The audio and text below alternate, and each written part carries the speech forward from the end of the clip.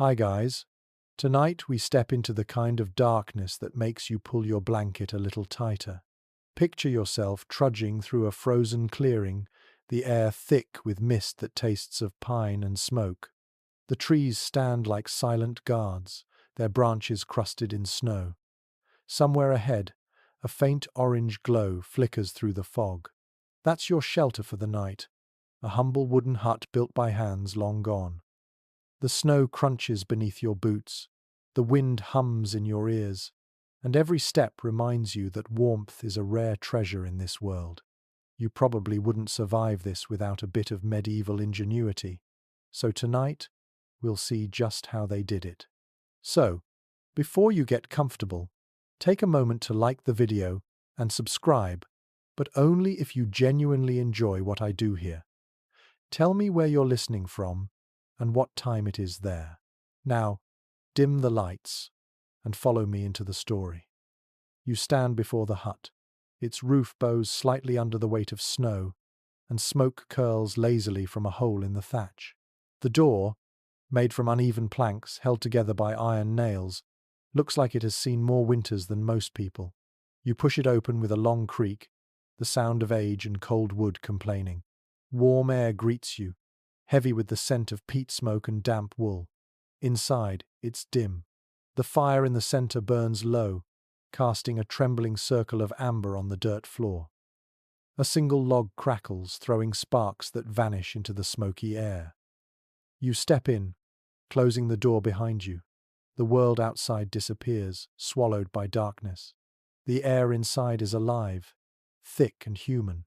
You hear the soft murmur of someone shifting under a heap of blankets, the faint drip of melted frost falling from the rafters, and a quiet cough from the far corner. The hut isn't big, no bigger than a modern bedroom, but it holds a universe of survival. Your eyes adjust. You see the rough-hewn beams that make up the frame, still smelling faintly of resin. Between them, gaps stuffed with moss and clay block out the winter wind. The walls glisten where heat meets frost, and every beam tells a story of repetition. Chop, build, patch, endure. In one corner, a small wooden chest sits beneath a hanging cloak. In another, bundles of straw form a makeshift bed. You imagine the people who once lived here, farmers, shepherds, small folk, scraping through the season on what the land could give. You lower yourself onto a wooden stool beside the fire. It creaks beneath your weight. The warmth doesn't travel far, so you hold your hands close to the flame, feeling the sting of returning blood in your fingers. The fire is small, careful. Every log was precious, cut weeks before the first snow and guarded like treasure. Historians know that winter fuel shortages often decided who made it to spring. It wasn't just about comfort, it was survival math. Too much wood burned too soon, and you'd freeze by February. Too little, and illness would settle in your bones. A faint draft brushes your neck. You turn and see where the door doesn't quite meet the frame. A rag is stuffed in the gap, the edges stiff with frost. It's a reminder that these huts were never perfect. The medieval poor relied on what nature offered, and sometimes that meant living inside what felt like a glorified barn. But still, they adapted. Some huts were built half dug into the ground, using the earth's own warmth to hold heat.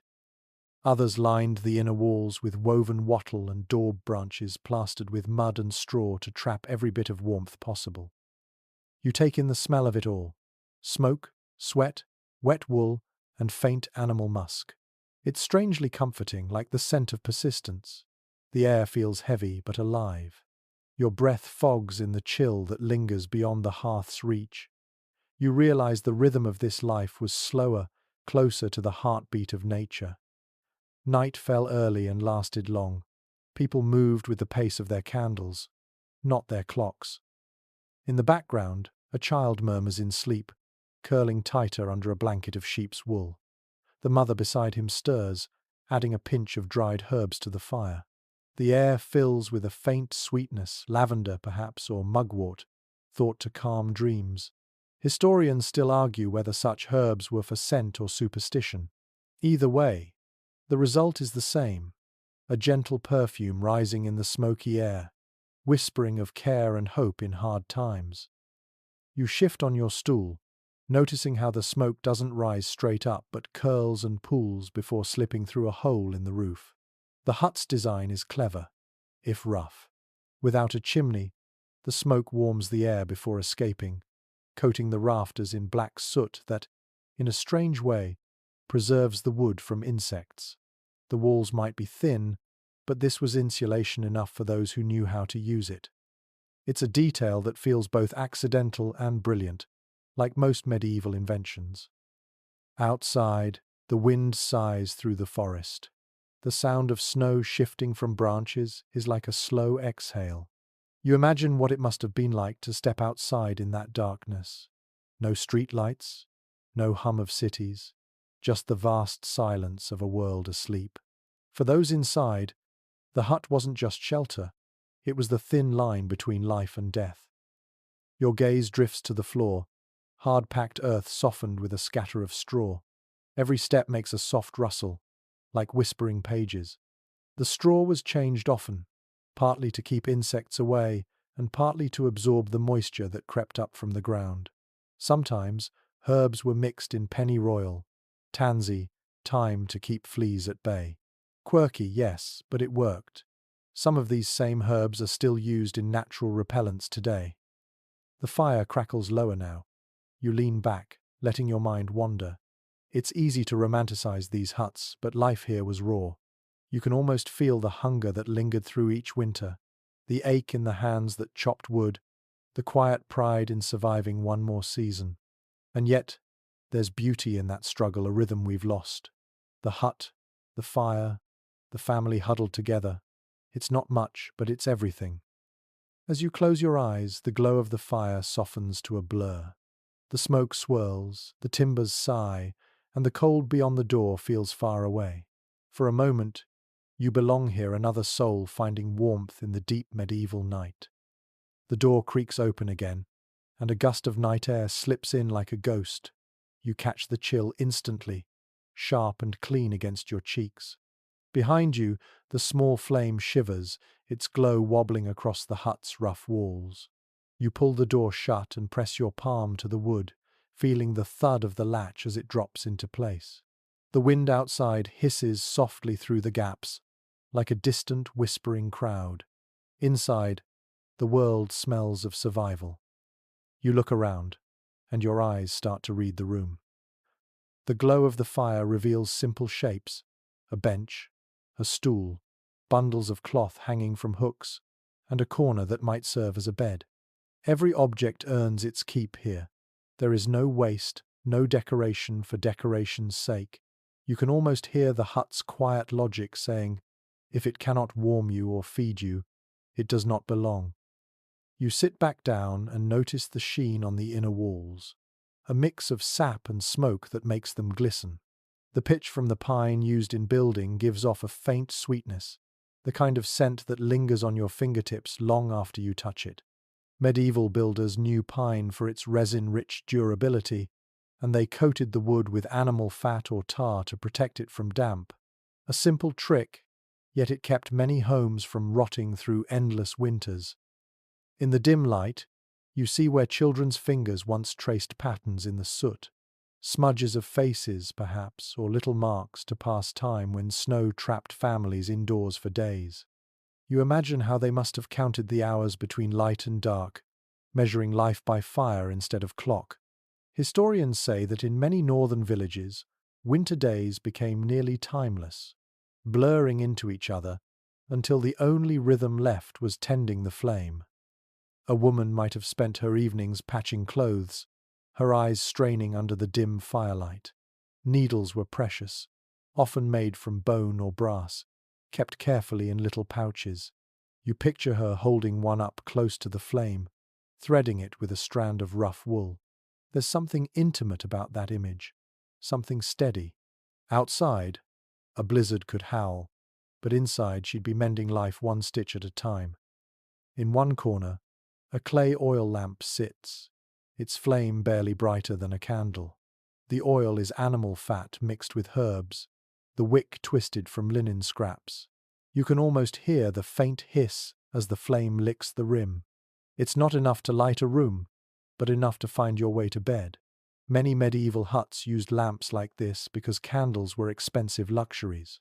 The wealthy had beeswax, but peasants burned tallow, which smoked and smelled faintly rancid.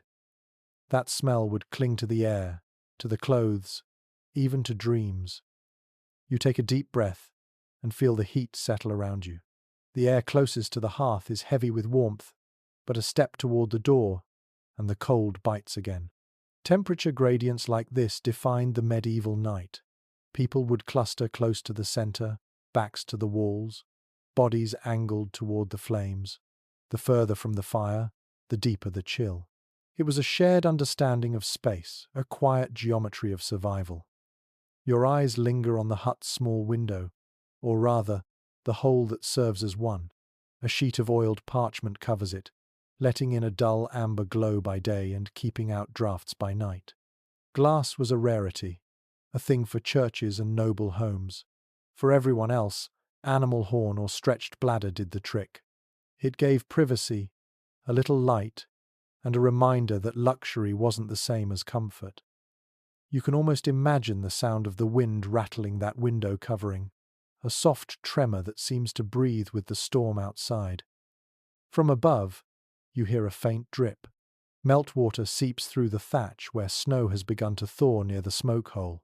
The thatching is tight, layered with straw and reeds, sometimes even seaweed in coastal villages. It's an ancient craft, one that demanded precision. Each layer overlaps like fish scales, angled so rain runs off and snow slides down instead of soaking in. Historians still debate whether the earliest builders learned this method from nature or from the Romans who left traces of their architecture across the countryside. Either way, it worked. Some huts have stood for centuries, their thatch thick as a winter pelt.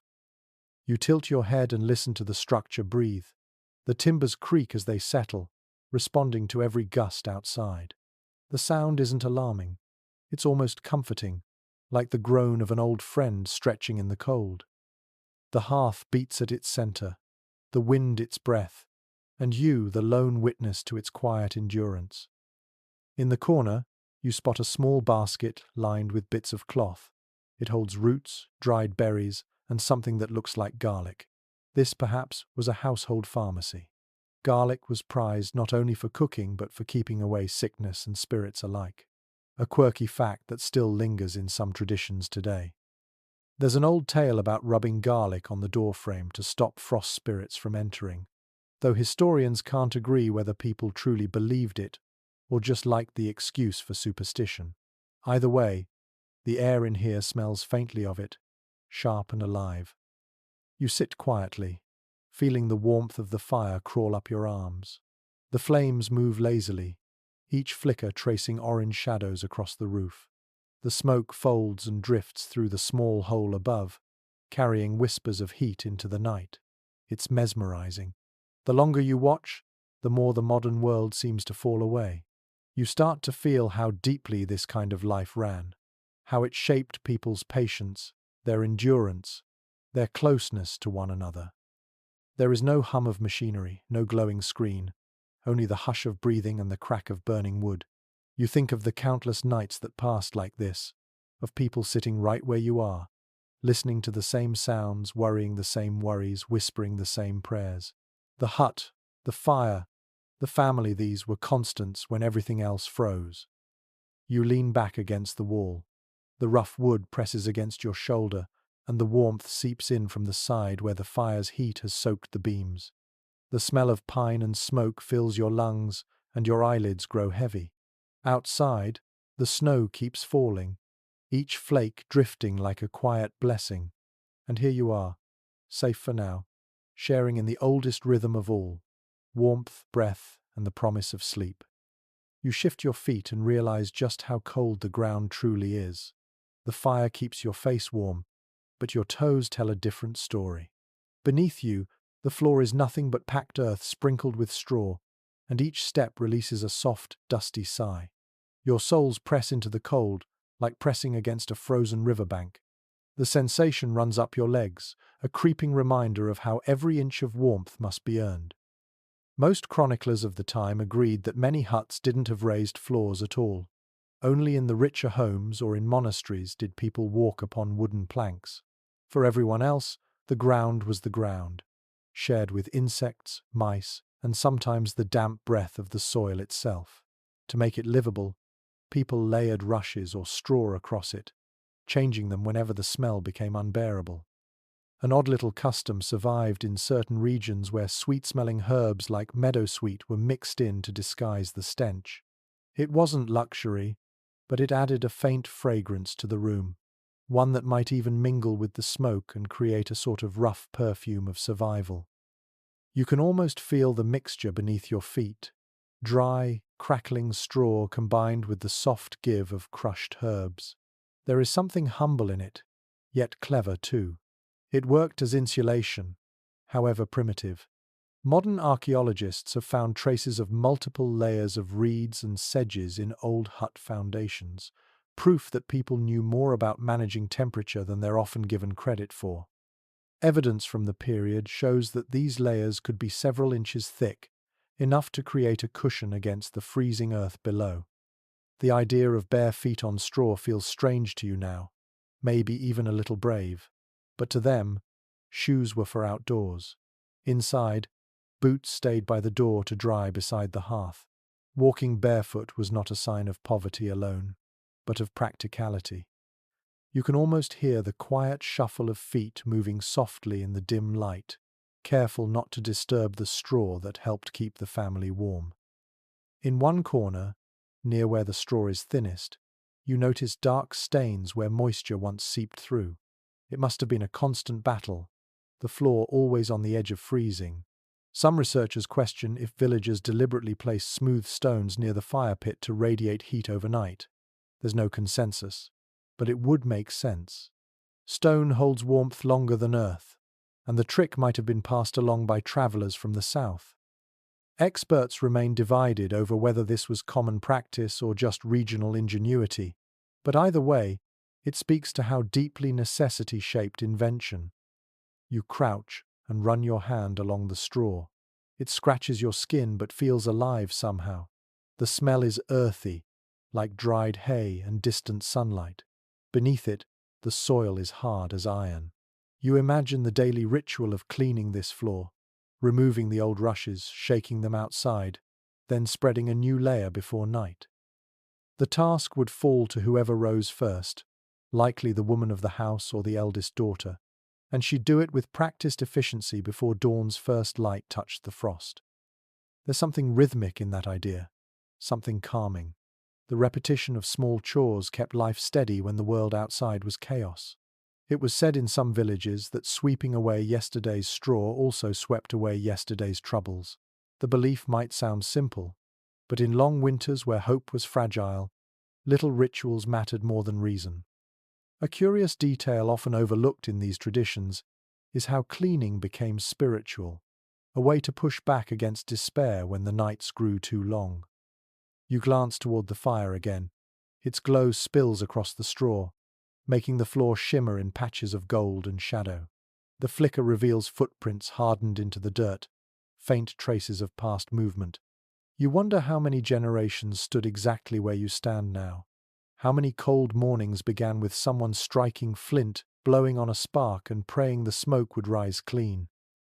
Above you, the roof timbers creak softly. The sound blends with the wind outside, a duet of endurance and patience. You begin to understand that warmth wasn't just physical here. It was shared through presence. The floor may have been cold, but the closeness of others made it bearable. People slept side by side, sometimes two or three to a bed, children nestled between parents. Privacy was rare, but connection was constant. You imagine lying down on that straw bedding, pulling a thin blanket of wool over your shoulders. The ground might feel unyielding at first, but as your body settles, you'd begin to feel pockets of warmth build beneath you, like little islands of comfort. It's not much, but it's enough to rest. And perhaps that was the secret, to find warmth not in what you owned, but in how you endured together. The straw rustles again, and for a moment it almost sounds like waves. You close your eyes and listen. The fire crackles. Someone coughs softly in the dark. Outside, the wind presses against the walls but doesn't break through. The hut holds steady, as if keeping its promise. Folklore hints at another explanation for the straw.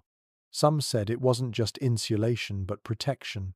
The rustling of the dried stalks supposedly scared away wandering spirits that crept through cracks in winter. Whether or not anyone truly believed it, who can say? The records leave just enough mystery to wonder. But the image stays with you, the thought that even the smallest things, like straw beneath your feet, carried meaning and comfort in the coldest nights. You stretch your legs toward the fire, feeling the warmth creep closer. The flames shimmer and dance across the uneven walls, turning the hut into something almost alive. You can smell the straw, the smoke, the faint sweetness of herbs, and beneath it all, the scent of earth itself, ancient, grounding, and unchanging. You think of how far you are from the modern world, yet how close you feel to these long-gone souls. Your eyes grow heavy, your thoughts softening like snow falling through the dark. The cold is still there, but it no longer feels hostile. It feels familiar, part of the rhythm of existence. The fire hums quietly. The straw whispers beneath you, and the old floor breathes out its warmth, one slow heartbeat at a time. The fire pops, and a spark leaps out, landing close to your boot. You nudge it back into the embers and watch it vanish. The heat flares for a heartbeat, lighting up the faces of the logs. Fire, you realize, is not just warmth. It is authority. It decides how much comfort you get, how long you live, even how you sleep. Evidence from the period shows that the hearth was the heart of every medieval home. It wasn't simply a fireplace tucked against a wall. In many wooden huts, it sat in the center of the floor, a glowing island surrounded by low benches and sleeping spaces. It was where meals were cooked, stories told, wounds tended, and disputes settled. The family revolved around it like planets around a small red sundae. You study the way the smoke moves. It doesn't climb straight up, but swirls like a restless spirit before slipping through the hole in the roof. The air feels heavy with soot and life. Your eyes sting a little, and you understand why medieval lungs rarely got a break. But this smoke, irritating as it is, helped dry out thatch, deter insects, and even preserve meat that hung near the rafters. Many modern historians believe that the dark, smoky interiors we imagine weren't just the result of poor design, but of deliberate choice. Smoke was a guardian as much as a nuisance. An unusual superstition cropped up around that same idea. People believed the smoke carried prayers upward, that each twist and curl was a message sent to heaven. To sit in the smoke was to sit under blessing, though it often made your eyes water enough to doubt the favor. Still, the belief held strong, especially during midwinter when spirits were said to wander freely. It sounds fanciful, but when you live in a world where fire can both save and destroy, faith becomes a kind of warmth too. You lean closer and feel your cheeks glow. The hearth is built from river stones, blackened smooth from years of heat. Ash piles softly at the edges, light as snow. Beside the fire, a pot bubbles quietly, its lid rattling from time to time. You imagine the smell of stew, barley, and root vegetables cooked down to a thick, smoky comfort. Meat would be a luxury, saved for feast days, but even a broth like this could keep the hunger quiet for a while. Most chroniclers of the time agreed that tending the fire was a task of near religious importance. Letting it die was more than inconvenience, it was a shame. In some villages, if your fire went out, you had to borrow a flame from a neighbor's hearth. They would carry it home in a clay pot, shielding it with their hands. To ask for fire was an act of humility, a reminder that everyone depended on everyone else to keep the light alive. The more you watch the fire, the more you see how alive it feels. It shifts and sighs like a breathing creature. Every flicker paints shadows that move along the walls, making the wooden beams seem to sway. You can almost believe the fire listens. In the dim hush of the hut, It becomes companion, protector, storyteller. But fire was also a threat. Without a chimney, sparks could drift into the thatch above, and in one unlucky moment, the entire home could vanish in flame. Contemporary accounts make it clear that winter fires often led to village-wide disasters. Once a roof caught, there was little anyone could do. Buckets froze. Snow buried wells. People could only watch as their hard-earned shelter turned to smoke and ash. To them, fire was both gift and test, never to be trusted completely. Some researchers question if certain building rituals were meant to tame that danger. Archaeologists have found small charms buried beneath hearthstones, bits of pottery, animal bones, even coins. These might have been offerings to household spirits or perhaps good luck tokens placed by builders. No one fully agrees why they were there, but it feels right that something so powerful would inspire both respect and superstition. You think of the modern luxury of striking a match without worry. Here, every spark was a prayer, every ember a responsibility. Imagine waking in the middle of the night to feed the fire, eyes heavy with sleep but hands practiced in the dark. People learned to stir the coals gently, burying them under ash so they would smolder until dawn. It was a delicate art. Too much air and they'd flare up, too little and they'd die. There was no second chance. You look again at the glow, its edges dimming. The family that once lived here might have gathered now, kneeling around the hearth, murmuring short prayers for warmth. Children would extend their hands and laugh as their shadows danced across the wall. The firelight would flicker over faces, softening them, making everyone look younger for a moment. You pick up a small stick and prod the embers, and the sound they make is like whispering sand. Sparks float upward, tiny suns rising into the darkness. The air fills with the sharp scent of burnt resin, and you imagine that smell clinging to your hair, your clothes, your dreams. The fire doesn't just warm the room, it claims it. Every surface, every breath belongs to it. There's something meditative about watching it. You begin to understand how people could sit like this for hours, talking softly or saying nothing at all. The fire became their entertainment, their comfort, their measure of time. When the flames sank low, the night deepened. When they rose, morning was near. A curious detail often overlooked in written accounts is that many huts didn't bother to extinguish their fires even in summer. The hearth was eternal. It symbolized the life of the household, passed down through generations. If someone died, a log might be taken from their hearth to light a new one in the home of their kin. The flame was continuity itself. The crackle steadies again, pulling you back from thought. You sit quietly, the warmth licking your face, the cold licking your back. The two elements meet in you, perfectly balanced for now.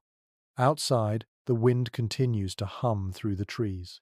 Inside, you have light, warmth, and a sense of something very old, very human, and still very alive. The wind groans against the walls as if testing the hut's courage. Each gust makes the wooden beams creak, the sound deep and tired, like a giant stretching in the dark. You glance up and watch the shadows tremble where the light of the fire reaches. The hut feels fragile tonight, yet it endures. The walls seem to whisper, not with words, but with memory. According to common practice in medieval Europe, huts like this were built from logs or split planks stacked tightly together, their seams stuffed with moss and clay. The result was something simple, but clever. The materials were all local, easy to repair, and warm once the interior air heated up. Still, no wall was perfect. Cold air always found a way inside, slipping through cracks like invisible fingers. The struggle against the wind was constant, and people grew skilled at listening for it. A faint whine in one corner meant a gap. A low hum in another meant a loose board. They patched and stuffed until the sound softened to silence. You reach out and touch the wall beside you. The wood feels rough but alive, its surface scored by tools. Tiny ridges catch the firelight. You can sense how it must have been shaped by hand, each plank fitted by sight and instinct. Builders didn't use rulers in every village. They measured by palms, by eyes, by memory. It was an art more than a science, and yet it worked well enough to hold back the cold. An odd little custom survived in some northern regions. People smeared animal fat along the base of their walls to block out drafts and discourage insects. It sounds unpleasant, but it sealed gaps better than clay alone, and added an unexpected benefit. The smell kept rats away. Imagine that. The faint scent of tallow mingling with wood smoke, a fragrance only a medieval winter could invent. You listen as the wind shifts direction. It hits the wall at a different angle, and the wood responds with a quiet knock. The noise is oddly rhythmic, almost like a heartbeat. You picture the family lying awake, listening to the hut talk to them through the night. To some, it was comforting. The sounds meant the walls were still standing. To others, they were eerie reminders of the outside world pressing in. There's ongoing discussion among historians about how much insulation these huts truly provided. Some believe that once the interior warmed, the timber retained heat surprisingly well. Others argue that drafts were unavoidable, that families relied more on body heat and bedding than on architecture. The truth probably lies somewhere in between, carried by generations of trial and error. You notice patches where clay once filled the spaces between logs. The color is faded now, dull brown streaked with soot.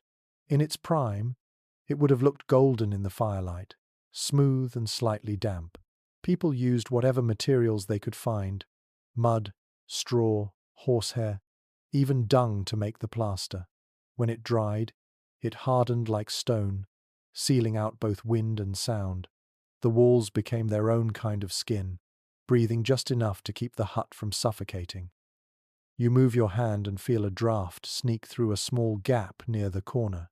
It brushes your wrist with icy fingers. The sensation makes you shiver. In the deep of winter, that little gap could mean the difference between comfort and misery. Some villagers hung woven mats or furs along the inner walls to trap the warmth, creating layers of softness that looked almost decorative. It was practicality disguised as beauty. There's something touching in that effort. You can imagine a mother pressing bits of moss into cracks while her children slept, her fingers stiff with cold but steady. Perhaps she hummed a small tune while she worked, a song she learned from her own mother, one that kept her mind from thinking about the frost creeping under the door. The details are lost to history, but the image feels true. You lean back and let the walls support you. The timber hums faintly under the wind's pressure. For a moment, you could almost believe the hut breathes with you. The sound of it settling feels steady, reassuring, like a lullaby made of wood and patience. A lesser-known habit of the time was to tuck charms into the gaps between boards. Small bones, feathers, or bits of cloth were thought to guard against spirits or ill fortune. Folklore from certain valleys even claimed that whispering your name into the wall would keep the cold from stealing your soul while you slept. Whether or not anyone truly believed this, it tells you how deeply they lived with their surroundings. A wall wasn't just a barrier, it was a guardian. You stare at the edges of the firelight, where the walls vanish into shadow. The sound of the wind fades for a moment, and silence fills the hut like water filling a bowl. You realize that these walls didn't just keep out weather, they held in the stories, the laughter, the fears of everyone who ever lived here. Every winter left a mark, invisible but real. Archaeological findings suggest that in some regions, villagers reinforced their huts by leaning spare planks or old cartboards against the outer walls during the harshest months. It added weight, stability, and a sense of safety, even if it didn't do much for warmth. They would remove them in spring, when light and air returned. The cycle repeated year after year, a rhythm of build, patch, endure. You listen again. The wind picks up once more, but now the walls no longer sound distressed. The wood groans but doesn't give. It holds, patient and sure. You imagine the satisfaction of hearing that as a builder, of knowing your work could withstand another storm.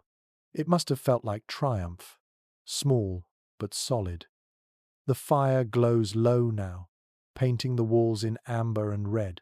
The shadows dance in long shapes that seem to move across the timber, as if the walls themselves remember the people who leaned on them. You find comfort in that thought. The hut isn't silent. It sings softly in wood and wind, reminding you that even the simplest shelter can feel alive when you listen closely. The night deepens, but the fire's pulse holds steady. You shift a little closer, wrapping your arms around yourself, watching how the shadows waver across the floor. The smell of warm wool lingers in the air. It comes from the bedding piled nearby. Thick layers of fabric, fur, and straw that make up the medieval idea of comfort. You walk toward it and kneel, brushing your fingers across the surface. It feels coarse at first, then softer underneath. Archaeological evidence shows that common people slept on sacks filled with straw, reeds, or sometimes dried seaweed when near the coast. These sacks, called ticks, were laid directly on wooden boards or, for poorer families, on the earthen floor itself. Wealthier households used feathers instead, plucked from geese or ducks, creating beds that sagged like giant cushions. But for most, straw was the only choice. It crinkled under the weight of bodies, releasing a faint sweetness into the air, the smell of old harvest fields. You lift a corner of the blanket and find another layer underneath a pelt of some kind, stiff and shaggy. It could be sheep's wool, or perhaps goat hide, still carrying the faint oily scent of the animal. These were prized for their warmth. People didn't just sleep under blankets, they nested within them. They arranged bedding like armor against the cold, layer upon layer until only their faces showed. A curious detail often overlooked is how often these beds were shared not just by family, but by guests. In winter, the warmth of another body could mean the difference between comfort and sickness. Travelers were welcomed, sometimes reluctantly, into homes that barely fit their own families. There was little room for modesty, but plenty for humanity. The practice created a strange intimacy among people who might never have spoken otherwise. You sit back and imagine the sounds, the rustle of straw, the muffled breathing, the occasional cough. It is both homely and haunting. In the middle of that tangle of limbs and blankets, warmth gathers slowly, spreading from one body to another until everyone's breath becomes a shared rhythm. Most chroniclers of the time agreed that changing the straw was a ritual in itself. It had to be done every few weeks, or sooner if dampness crept in. Old straw attracted lice, fleas, and worse. People shook it out, burned what was too dirty to save, and refilled the sacks with new stalks gathered from the barn. The smell of fresh straw was said to lift spirits, especially during the longest nights. It smelled like summer, like fields long gone under snow. You lie down and let the straw crackle beneath you. It molds slightly to your shape, uneven but comforting in its own primitive way. The texture reminds you that softness is relative. For someone used to sleeping on earth, this would have felt luxurious. For you, it's an exercise in imagination. Yet as you listen to the fire crackle and feel the warmth drift across the room, it doesn't seem impossible to fall asleep here. An old belief once circulated that straw carried memories of the field it came from. People said it kept the spirit of the sun locked inside, so even in the coldest night, it gave off a faint echo of warmth. It's a poetic idea, maybe born from wishful thinking, but it fits. You can almost sense the light trapped in each stem, whispering its history into the dark. Some researchers question if the bedding materials varied with region and wealth more than with climate. In Scandinavia, for example, records suggest moss and dried leaves were used under pelts, while in southern Europe, thin mats of reeds were preferred. The diversity tells a quiet story of adaptation, how every community learned to turn its landscape into comfort. Experts remain divided over how hygienic these arrangements truly were, but survival left little room for choice. You shift again and look at the blanket on top. It's thick, woven from wool dyed a dull brown, though once it might have been red or green. The pattern is uneven, the work of hand-spun thread. You run your palm along it, and tiny bits of lanolin oil cling to your skin, making it feel almost alive. Wool was the treasure of the medieval world. It clothed, fed, and sheltered nations. Entire economies were built on the back of sheep. When a blanket like this wore thin, it wasn't discarded, it was patched, rewoven, reborn into another form. In the corner of the hut, near the door, hangs a bundle of feathers tied with twine. It sways slightly in the draught. At first, it looks decorative, but then you notice the way it's positioned above the bedding. People once believed feathers could protect the sleeper from nightmares, especially if they came from white birds. A strange superstition, yet you can understand the comfort of thinking that something gentle guarded you through the dark hours. The air feels warmer here, held close by the thick bedding. You stretch your hand toward the firelight and see the reflection shimmer across the wool. The flicker looks like water, flowing softly over the surface. It's easy to imagine a whole family lying here, the parents whispering in the half-dark while the children slept, the room quiet except for the wind and the slow breath of the living. An odd little custom survived in a few mountain regions. Before sleep, people sprinkled salt or ash around their bedding to keep spirits and vermin away. Salt was expensive, so it wasn't done nightly, but on the coldest nights it served as both superstition and practicality. Salt dried the damp, ash masked the smell, and both carried a faint symbolic weight, purity, and protection. Whether anyone truly believed it or not, it made the darkness feel less lonely. You close your eyes for a moment, resting on the uneven comfort of straw and wool. The hut creaks softly as the wind shifts again. It sounds almost like a lullaby, old and cracked but kind. You can smell the faint sweetness of dried grass, the lingering smoke from the fire, the earthy scent of wool. Together they form something that feels whole, as if warmth itself has a texture. You open your eyes again and look toward the ceiling. Smoke gathers there, thick and ghostly, before escaping through the small hole in the roof. You think of all the centuries of sleepers who lay here before you, trusting the same fragile layers to keep the cold at bay. The walls might shift, the seasons might change, but sleep remains the same. Every human, no matter the century, searches for that soft place between waking and dreaming. The fire sighs, the straw whispers. You breathe in and feel the weight of the blankets hold you steady. For a brief moment, the world outside disappears, and you are only a small body wrapped in warmth, listening to the heart of winter beat gently around you. You stir the bedding slightly and hear the faint rustle of straw, like the soft turning of a page.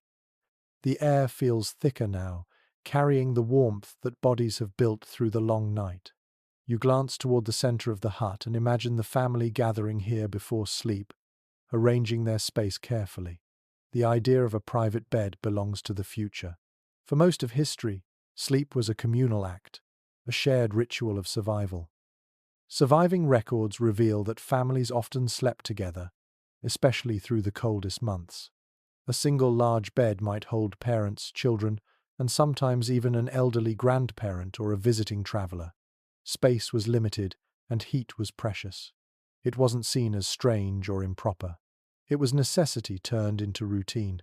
For many, this was how affection was expressed quietly, through closeness, through shared breath in the dark. You can picture it, a mother in the center, a child curled against her side, another at her feet, the father resting nearest the wall where the cold pressed hardest. Every position had its reason. People learned where warmth gathered best and how to balance comfort against airflow. The faint hiss of breath would fill the hut until it sounded like a single steady wind. An unusual superstition cropped up around this habit. Some villagers believed that sleeping too far from others could invite sickness, that solitude itself let the cold spirits enter the body. It wasn't just warmth they shared, but protection. The idea might sound strange now, yet when the night could kill, superstition and science blurred together like mist and smoke. There's ongoing discussion among historians about how intimacy and sleep customs shifted over time. In monastic communities, for instance, shared dormitories were the rule, yet strict silence and distance were enforced. In peasant homes, silence was impossible, and distance was ignored. The contrast reveals how social class shaped comfort as much as architecture did.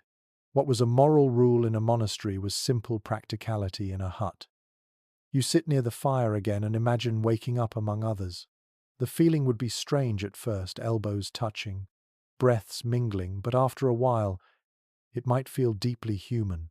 There is safety in warmth, and warmth in company. When the wind howled and wolves cried from the forest, a room full of slow breathing was proof that life endured.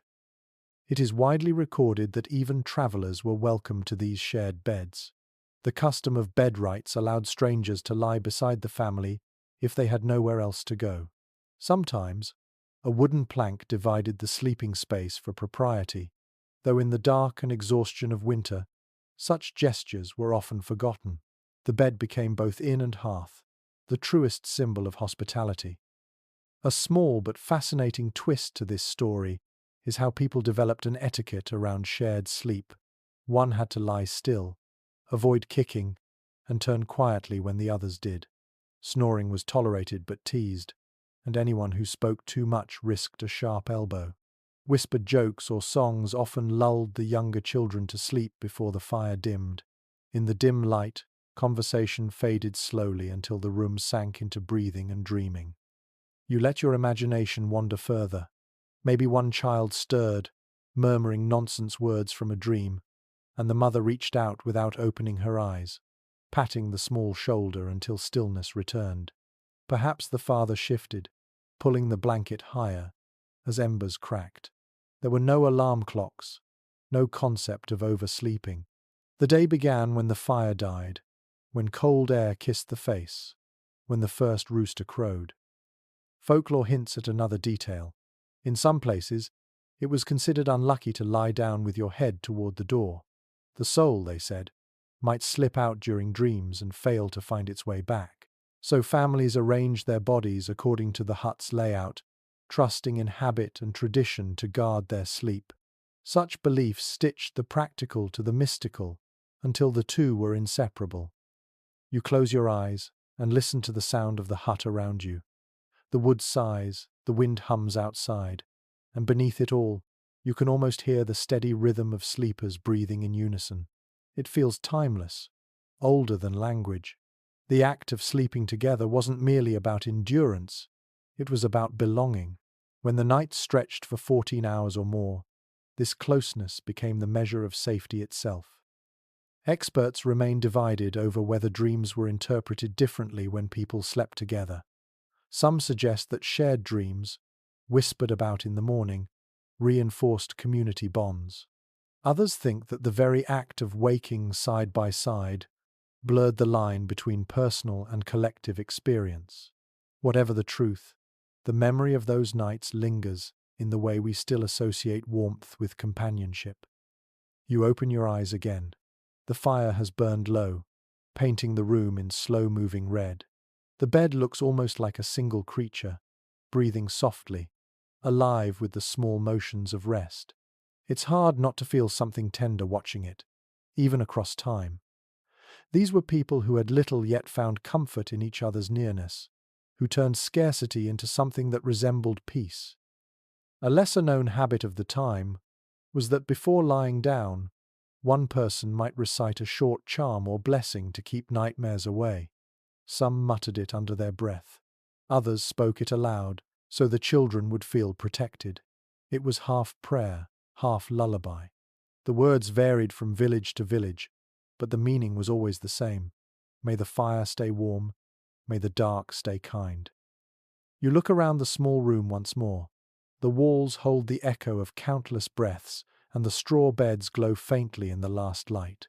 The cold beyond the door feels distant now, almost irrelevant. What matters is here the simple, quiet miracle of shared warmth. You can feel yourself begin to relax as if that ancient comfort has reached across the centuries. You are not alone. You are part of something human and enduring. The fire hums low, the straw rustles softly, and the old hut breathes around you, content. Outside, the night deepens until it feels endless. Inside, the hut breathes in slow, measured sounds. The crackle of wood, the sigh of the roof, the faint whisper of wind slipping through the thatch. You draw closer to the fire, the warmth wrapping around you like a living thing. Yet beneath the comfort you can sense it, the fear of the dark that haunted every medieval winter. It is widely recorded that people of the Middle Ages feared the night as much as the cold. When the sun sank, the world changed. Beyond the weak ring of firelight stretched a landscape filled with spirits, wolves, and unseen dangers. The human imagination filled every shadow with threat. Without lamps or torches, the forest and fields vanished into a depth that even the bravest avoided. The darkness wasn't empty, it was alive. You listen closely and catch faint sounds outside, the kind that make your heart pause. A branch cracking under ice, a distant animal's cry. Perhaps just the wind, but the mind makes stories faster than reason. You think of the villagers lying on their straw beds, holding their breath, waiting to hear if the noise comes closer. They would have known that sound could mean hunger on four legs, prowling near the hut. A small but fascinating twist to this story is how sound became both warning and comfort. Dogs barking in the distance meant danger was near, but also that others were awake, that the community still watched. The silence that followed was worse. Silence meant the cold had swallowed everything. According to accounts from Northern Europe, people would sometimes hang small bells by their doors to catch movement outside. The faint ring would wake the lightest sleeper, though sometimes it was only the wind playing tricks. Some even scattered dried peas across the threshold, so that anything walking in the dark would rattle them, human or not. Such methods mixed practicality with superstition, a delicate balance born of fear and ingenuity. You lean your ear closer to the wall. The wood carries distant vibrations. It is strange to think that centuries ago, someone might have done exactly the same thing, listened for the living night and measured its threats. You can almost hear what they would have heard. Wolves calling to one another beyond the trees, the mournful rise and fall echoing through the cold air. An odd little belief once circulated that wolves weren't merely beasts but wandering souls, punished to roam the earth under moonlight. Children were told not to stare too long into the darkness, lest a lost spirit notice them. It sounds poetic now, but for those whose livestock or kin vanished into the night, such stories felt true. When nature rules without mercy, imagination becomes a way to make sense of fear. There's ongoing discussion among historians about how much of this fear was genuine terror and how much was cultural storytelling. Some argue that medieval people, accustomed to darkness, were less frightened than we imagine. Others insist that the isolation and lack of light amplified every sound, turning ordinary nights into trials of faith. The written records can only hint at what hearts felt in those long hours before dawn. You stand and walk toward the door. A faint draft seeps through, brushing against your skin like a cool whisper. The latch feels rough beneath your hand. You picture someone standing exactly here hundreds of winters ago, hand on that same spot, listening before unbolting it. The door creaks softly, and the wind pushes through with a sigh that smells of frost and pine. You peer outside. The night is a vast ocean of blue-black shadow. The snow glints faintly, reflecting the firelight spilling from the hut. Every sound seems magnified in the stillness. The faint groan of a branch, the soft movement of something unseen in the forest. It is both beautiful and menacing. You can see how such nights could give birth to entire worlds of legend. People once believed that certain nights were haunted more than others, especially in midwinter when the days were shortest. The longest night was thought to open a door between the living and the dead. Fires were kept burning until sunrise to keep wandering souls at bay. Some families left small offerings, bits of bread or ale, outside their doors as a gesture of respect, a small price to pay for peace. You step back and close the door gently. The warmth hits you like a soft wave, and the air inside feels suddenly safer. The firelight dances again, making the shadows shift across the walls like familiar ghosts. You sit down, your back against the timber, and let the flicker soothe you. A lesser-known habit of winter nights was the telling of stories just before sleep. These tales mixed faith, humor, and fear in equal parts. They were passed down generation to generation, shaping how people understood the world. Each story taught something practical. Don't wander far, respect the forest, keep the fire alive but wrapped it in mystery so the children would remember. You can imagine it, a circle of tired faces glowing orange in the firelight, the storyteller's voice slow and low, rising only when the tale reached its dark twist. A log crackles loudly, and the listeners jump, then laughter, quiet and relieved. Storytelling wasn't just entertainment, it was a way to tame the night. By naming their fears, people gave them shape, and by shaping them, they took away their power. The hut around you feels warmer now, calmer. The sounds outside have softened, or perhaps your mind has learned their rhythm. You start to see why these nights weren't all dread. There was beauty too, the intimacy of shared light, the music of wood and flame, the quiet understanding that each dawn was a victory. Experts remain divided over whether medieval people truly felt isolated or connected during these endless nights. Some say their faith made them fearless, others that they clung to superstition because fear was constant. Maybe both were true. What matters is the image that remains. People sitting together in the dim glow, wrapped in fur and trust, while the dark world watched from beyond the walls. You lie back, your head resting near the hearth's edge. The warmth hums through the floor, and the cold settles quietly outside. The wind keeps singing, but now it sounds almost kind, like an old friend reminding you to stay near the fire. The night might be long, but you are no longer afraid of it. You listen, breathe, and let the story of the darkness lull you towards sleep. The fire's glow softens to a low red shimmer, and the hut drifts towards silence. Only the wind outside keeps its slow rhythm, brushing snow against the wooden walls. You pull a rough wool blanket tighter around your shoulders and notice how the fibers scratch gently against your skin. Comfort was never smooth in these winters, but it was sincere. Tonight, you begin to think about what people wore to bed when the cold became unbearable. It is widely recorded that medieval people did not have night clothes as we imagine them. Sleepwear was an extension of daily wear, chosen for practicality rather than luxury. Most slept in long linen shirts or shifts that doubled as undergarments during the day. The fabric was coarse by modern standards, but breathable and easy to wash. Wool was far too precious to waste on clothes, meant only for sleep.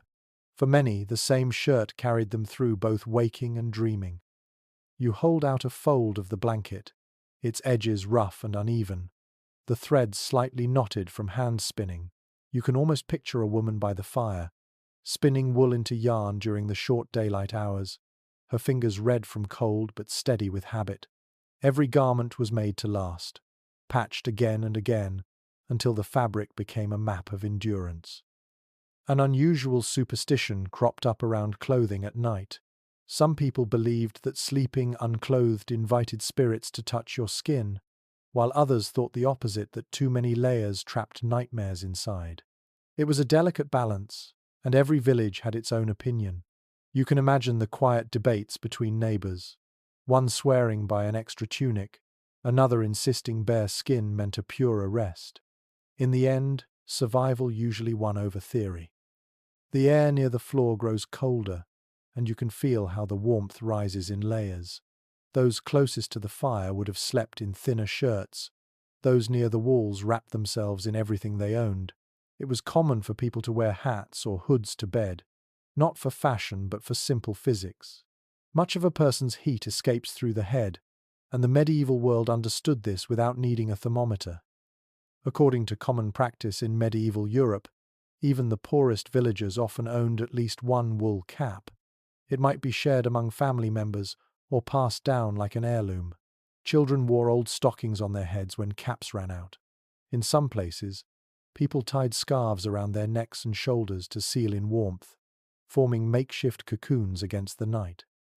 You run your fingers along the hem of your imagined tunic. It feels thick in the mind's eye, heavy with the faint scent of smoke. Everything in this world smells faintly of the hearth because the fire never stopped. Clothes absorb that scent, turning warmth into memory. A person's garments told their story, how many winters they'd survived, how many times they'd mended rather than replaced. A curious detail often overlooked is that linen shirts were sometimes scented with herbs before sleep. Housewives sprinkled lavender, sage, or pennyroyal between layers of folded cloth, not for romance but for hygiene. These herbs deterred insects and added a trace of freshness that made the long months of smoke and sweat more bearable. The smell of dried lavender in winter must have felt like a secret promise of spring. You shift and pull the blanket closer. Its weight feels reassuring, grounding you in the dim glow of the fire. Beneath it, you sense the faint prickle of rough fabric against your arms. It's easy to imagine yourself lying there centuries ago, wearing the same kind of linen shift, hoping the small fire would last until dawn. Some researchers question if medieval people truly changed into nightclothes at all. There are accounts of workers falling asleep fully dressed, boots and all, after a long day in the fields. Removing clothes meant exposing the skin to cold air, a risk few would take when frost crept through the cracks. It wasn't laziness, it was instinct. You guarded heat like treasure.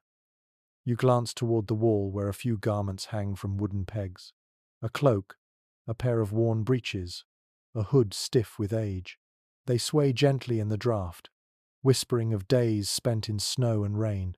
In the dim light, they almost look like silent companions, watching over the sleepers. Locals even whispered a strange belief that spirits could hide in empty clothes.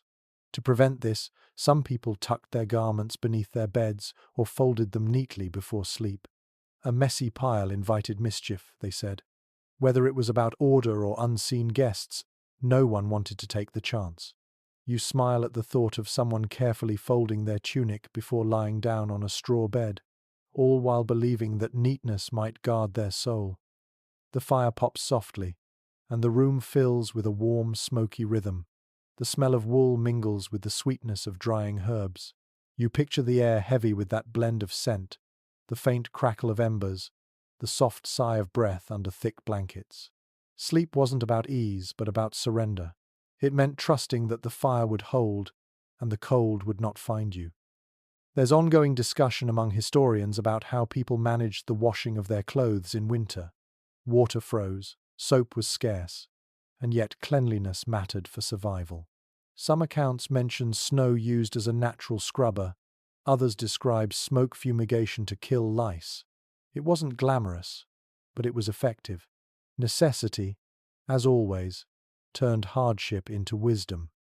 You lean back and imagine the soft murmur of a family preparing for bed. The mother adjusts the blanket. The father stretches out near the fire, still wearing his tunic. A child curls under a cloak that smells faintly of sheep. Outside, the snow falls thicker, muting every sound. The world shrinks to this small circle of warmth and breath. You close your eyes and feel the layers of fabric around you, the ghost of warmth from a long-vanished hearth. Every thread carries history. The rough linen, the woolen cap, the worn blanket, they are the armor of ordinary people who faced winter with patience and hope. You imagine drifting to sleep among them, wrapped in the hum of the fire and the faint scent of herbs. When you open your eyes again, the hut feels smaller, quieter, but no less alive. Every object, every layer of fabric, speaks of care. They lived close to the cold, but even closer to one another, trusting that shared heat and humble cloth would be enough. The fire sighs and shifts, sending a trail of sparks upward into the dark hollow of the roof. You lie still and watch them rise, their glow reflecting faintly in the air before they vanish. The warmth settles softly across the room, folding everyone in quiet stillness. Your thoughts begin to wander toward what happens behind closed eyes, toward the strange world of medieval dreams. It is widely recorded that sleep, in the Middle Ages, was not only rest but a passage into meaning. Dreams carried weight, sometimes more than waking life. They were treated as messages, gifts, or warnings from forces unseen. Even ordinary farmers believed that what they saw in their sleep could shape the next day. Dreams were the language of the divine, or perhaps of something older than faith. You can imagine lying here in the half-light, wrapped in blankets, eyes closed but mind still alive. The crackle of the fire turns rhythmic, almost like a heartbeat. In that rhythm, thoughts become images. The hut's smoke becomes clouds. The sound of wind becomes a whispering voice. Someone dreaming might see their field in bloom or their ancestors walking through snow. These were not random scenes. They were believed to hold prophecy. An odd little practice existed among some villagers, placing a sprig of rosemary or thyme under the pillow to invite good dreams. Others preferred a small piece of bread, blessed by the parish priest. If you dreamt of water, it meant change. If of fire, danger. If of bread, prosperity. Dreams were a nightly conversation with mystery, and everyone had an opinion on what the answers meant. There is ongoing debate among historians about whether these beliefs came from Christian teachings or older pagan roots. Some argue that priests tried to redefine dreams as moral lessons, while others say villagers quietly kept their ancestral interpretations. Perhaps both are true, overlapping like the smoke and the stars outside. You turn slightly, the straw beneath you rustling softly. Imagine waking in the darkness, the fire low, your mind still full of images. Maybe you dreamed of a lost friend, or a wolf that spoke in a human voice, or a road you'd never seen before. You would sit up, whisper a prayer, and wonder what it meant. Dreams were both blessing and burden. The more vivid they were, the heavier they felt. Surviving records reveal that dream books circulated among literate clergy and merchants. These books listed hundreds of symbols and their meanings. To dream of teeth falling out was a sign of coming loss. To dream of flying was a sign of spiritual grace. To dream of snow meant purity, though too much of it meant hardship. Few peasants could read, but the ideas spread through talk and story, passed from mouth to mouth like recipes for the soul. A curious detail often overlooked is how connected dreams were to the body. People believed that what you ate before bed influenced what you saw.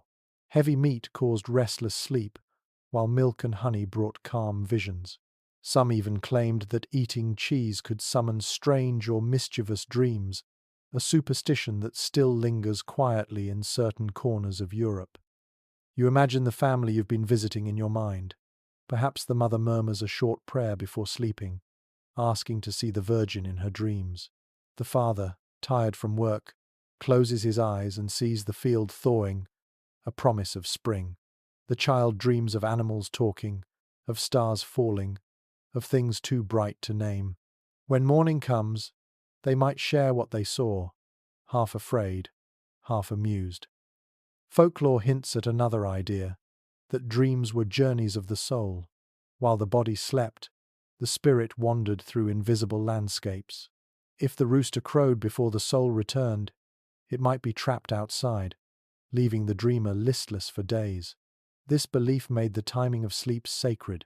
People preferred to wake gently, not startled, to give their spirits time to come home.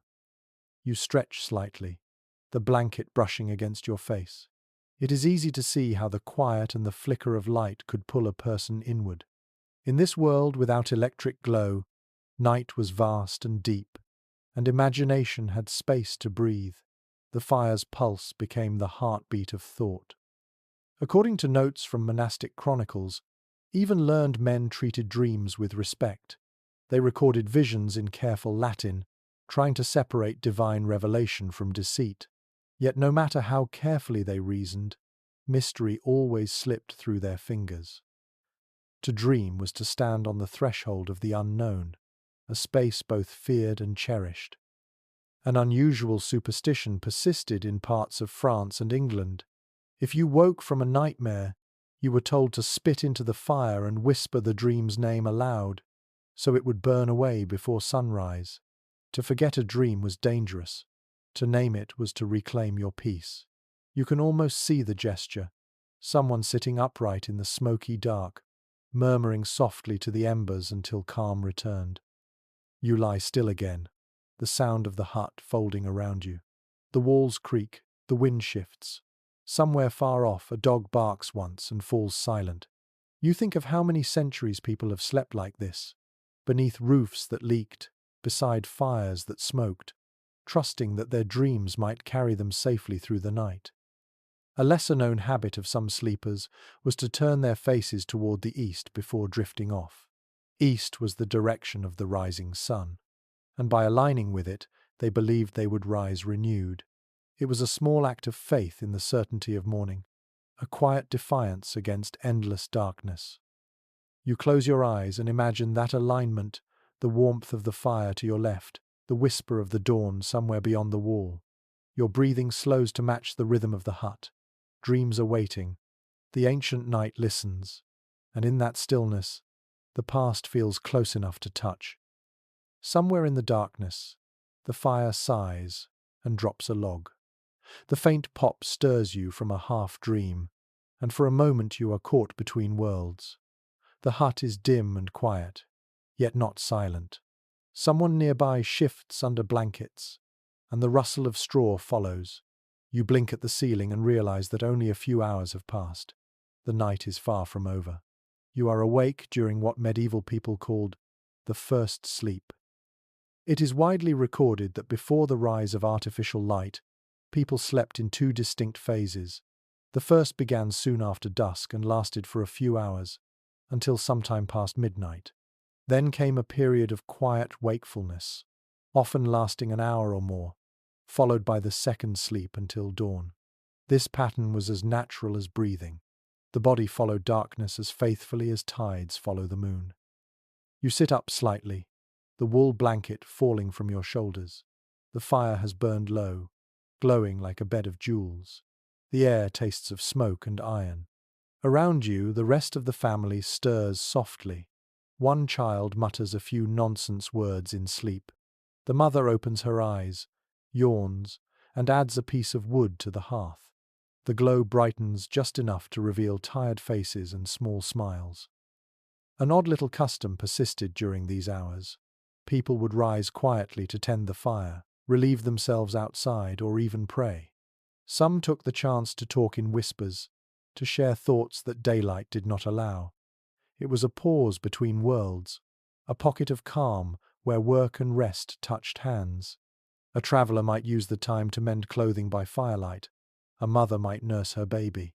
In those moments, time felt both endless and tender. There's ongoing discussion among historians about why this segmented sleep pattern faded.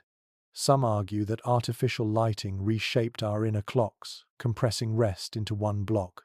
Others suggest that industrial schedules made two sleeps impractical. Whatever the cause, the shift was permanent. Yet as you sit here watching the coals glow, it feels easy to understand how natural that rhythm once was. Night was long, and sleep could afford to wander. You rise and step carefully across the straw. The ground feels cool underfoot, a quiet reminder of the world's patience. You pour a little water from a clay jug into a wooden cup and drink. The taste is faintly smoky, drawn from a bucket that stood too near the hearth. You take another sip anyway. The cold steadies you. According to parish writings from the 15th century, this waking period was sometimes called the watch. It was not a time of fear, but of reflection. Many people prayed or recited psalms, believing the hours after midnight were closer to heaven. Some couples used the quiet to talk about plans or whisper affection before sleep returned. In winter, when days were short and labor demanding, this middle-of-the-night peace was a rare gift. You glance at the fire again. The mother beside it rubs her hands and adds another stick. The faint crackle seems louder now that everything else is still. She lifts a small pot from beside the hearth, pours its contents into a cup, and takes a sip. The smell of ale fills the air, warm and sweet. It was common to keep a small drink near the fire for these hours, something mild to soothe the body back to rest. In some homes, it might be thin wine or spiced milk. A curious detail often overlooked is that these midnight meals, humble as they were, had ritual importance. Sharing food in the dark was a gesture of connection, a quiet reaffirmation of life.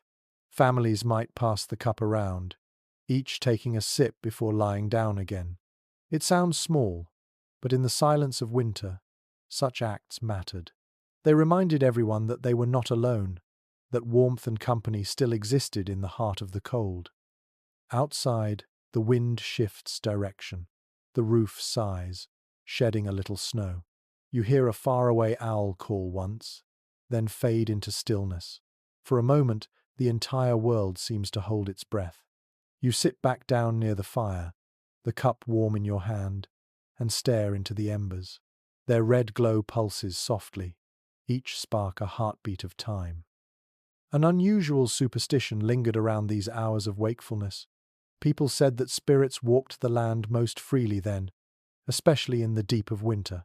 If you were awake, you might catch a glimpse of one passing by your door. To keep them at bay, some families kept the fire alive. Others whispered a few lines of prayer before dozing again. Even so, many claimed the stillness of this hour felt holy, not haunted. You lean your head against the wall and watch as the fire slowly revives itself. The coals shift, glow, and fall into new shapes. It's strange how alive a hearth can seem, how it mirrors your own breath. Your eyelids grow heavy again. Around you, the family resettles under their blankets. The mother hums quietly, a sound too low to name but enough to comfort. It is said in old tales that dreams after the first waking were gentler, closer to morning light. To dream then was to glimpse renewal, to touch the edge of dawn before it came. The people of the past might not have known why their bodies stirred, but they trusted the rhythm. They lived by moon and fire, by hunger and rest, by simple truths that needed no explanation. You lie down again, the straw whispering beneath you.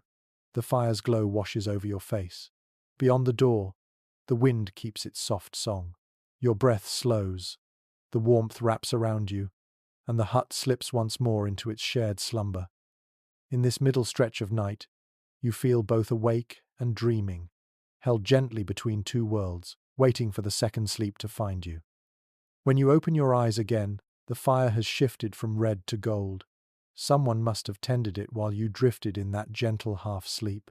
The glow wavers softly, painting the inside of the hut in trembling shades of amber. The air feels thicker now, full of that smoky warmth that clings to everything it touches.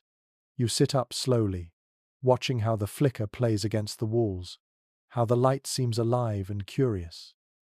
According to old household accounts, candles were rare in poorer homes. Firelight did almost all the work. Candles, when they appeared, were made from tallow, smoky and uneven, their flames dim but steady.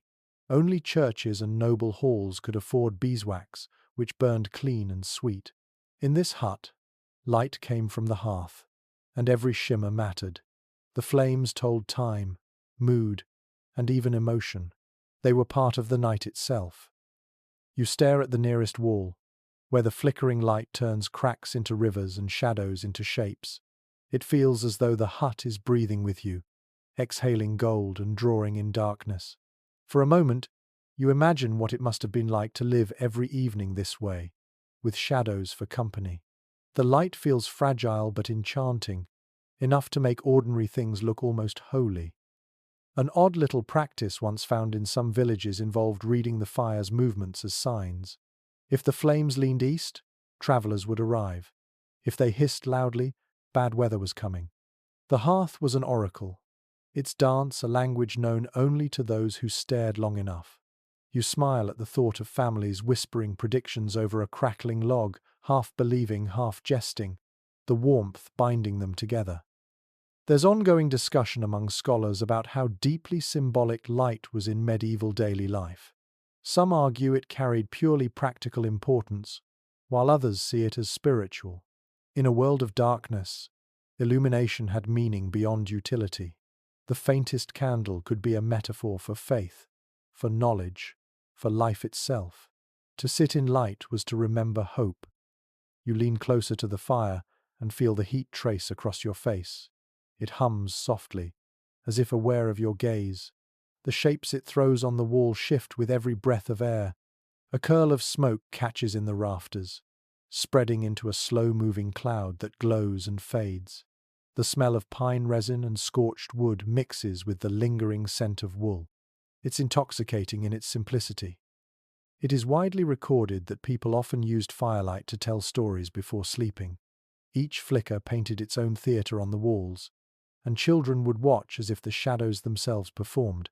A mother might tell a tale about saints or lost travelers, while the flames acted it out in wavering silhouettes.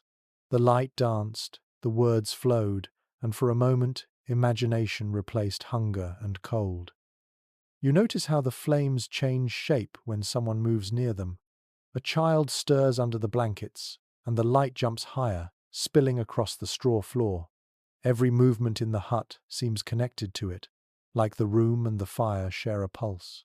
Perhaps that is why people saw their hearth as something alive. It listened, it responded, it remembered.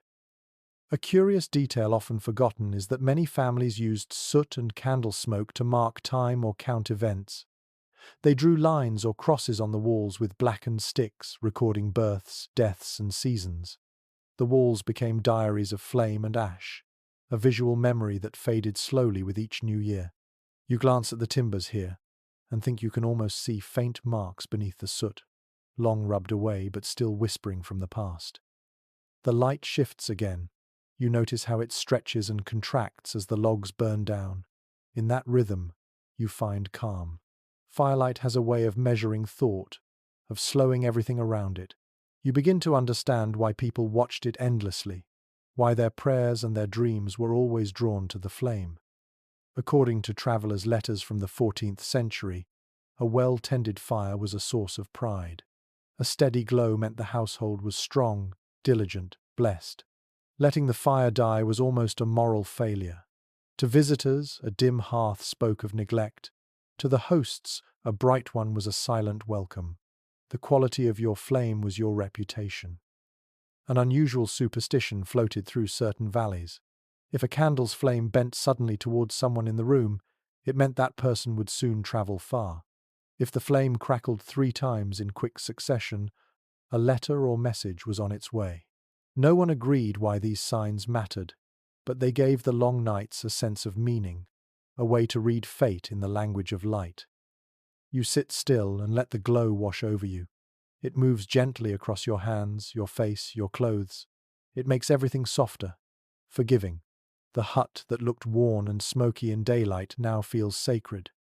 Even the cracks in the walls seem purposeful, like veins in old skin.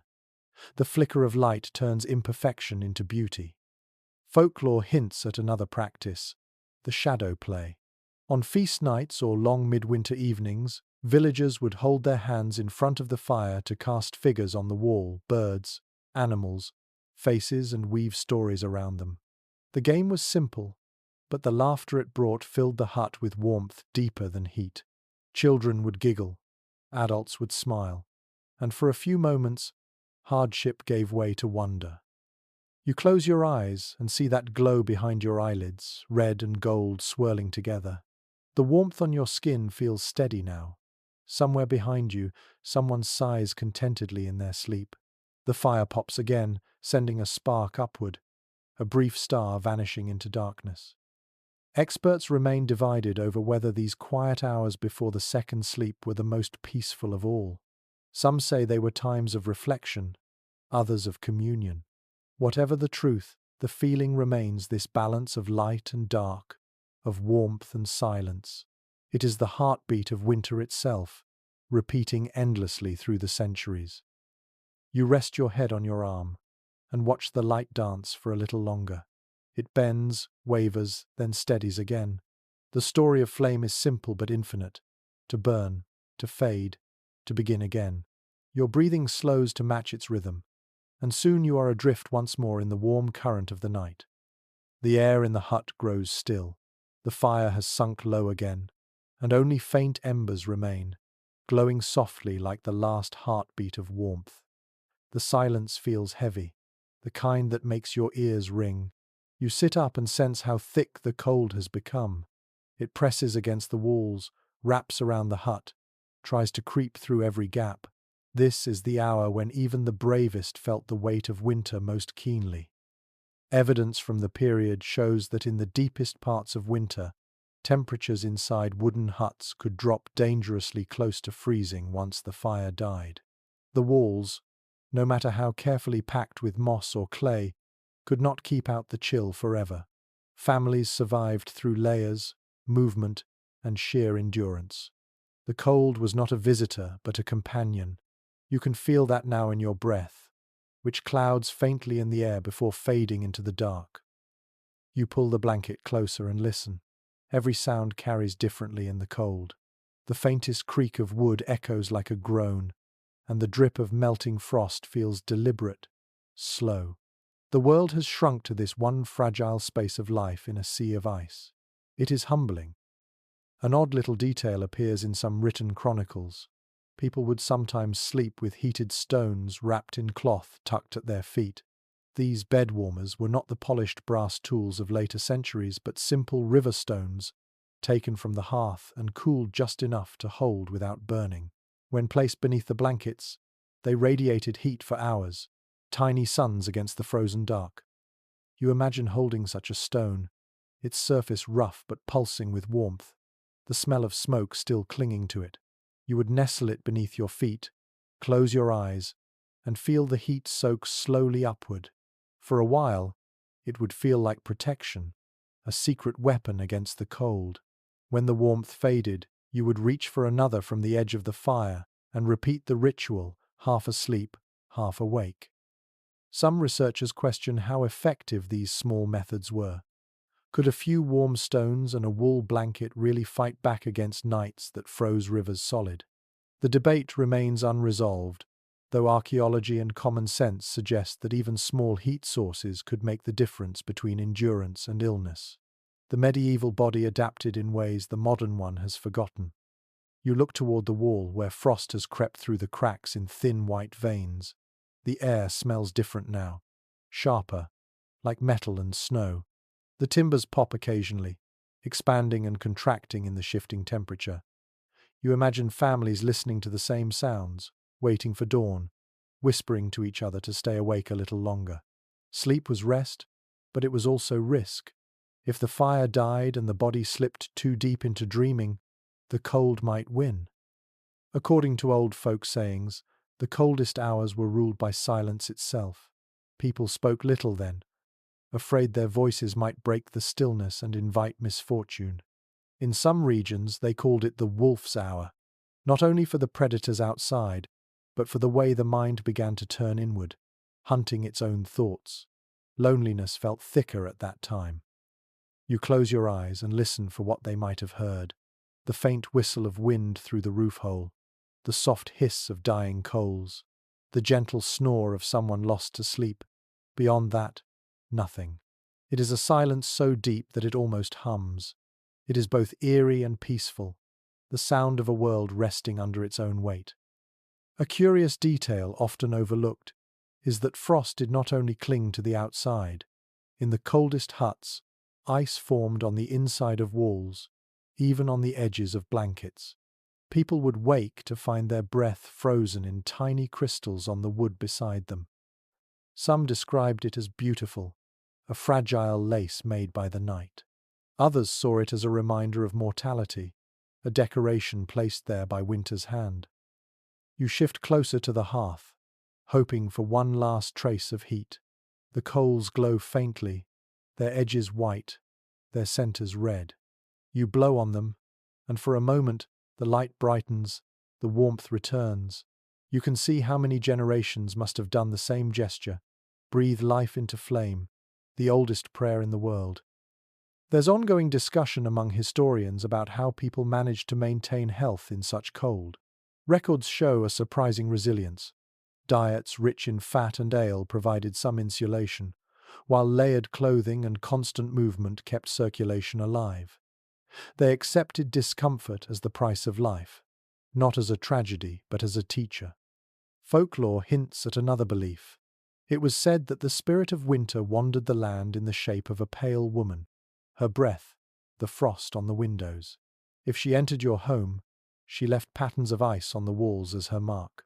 To keep her out, families burned herbs like juniper and thyme, their fragrant smoke curling through the hut.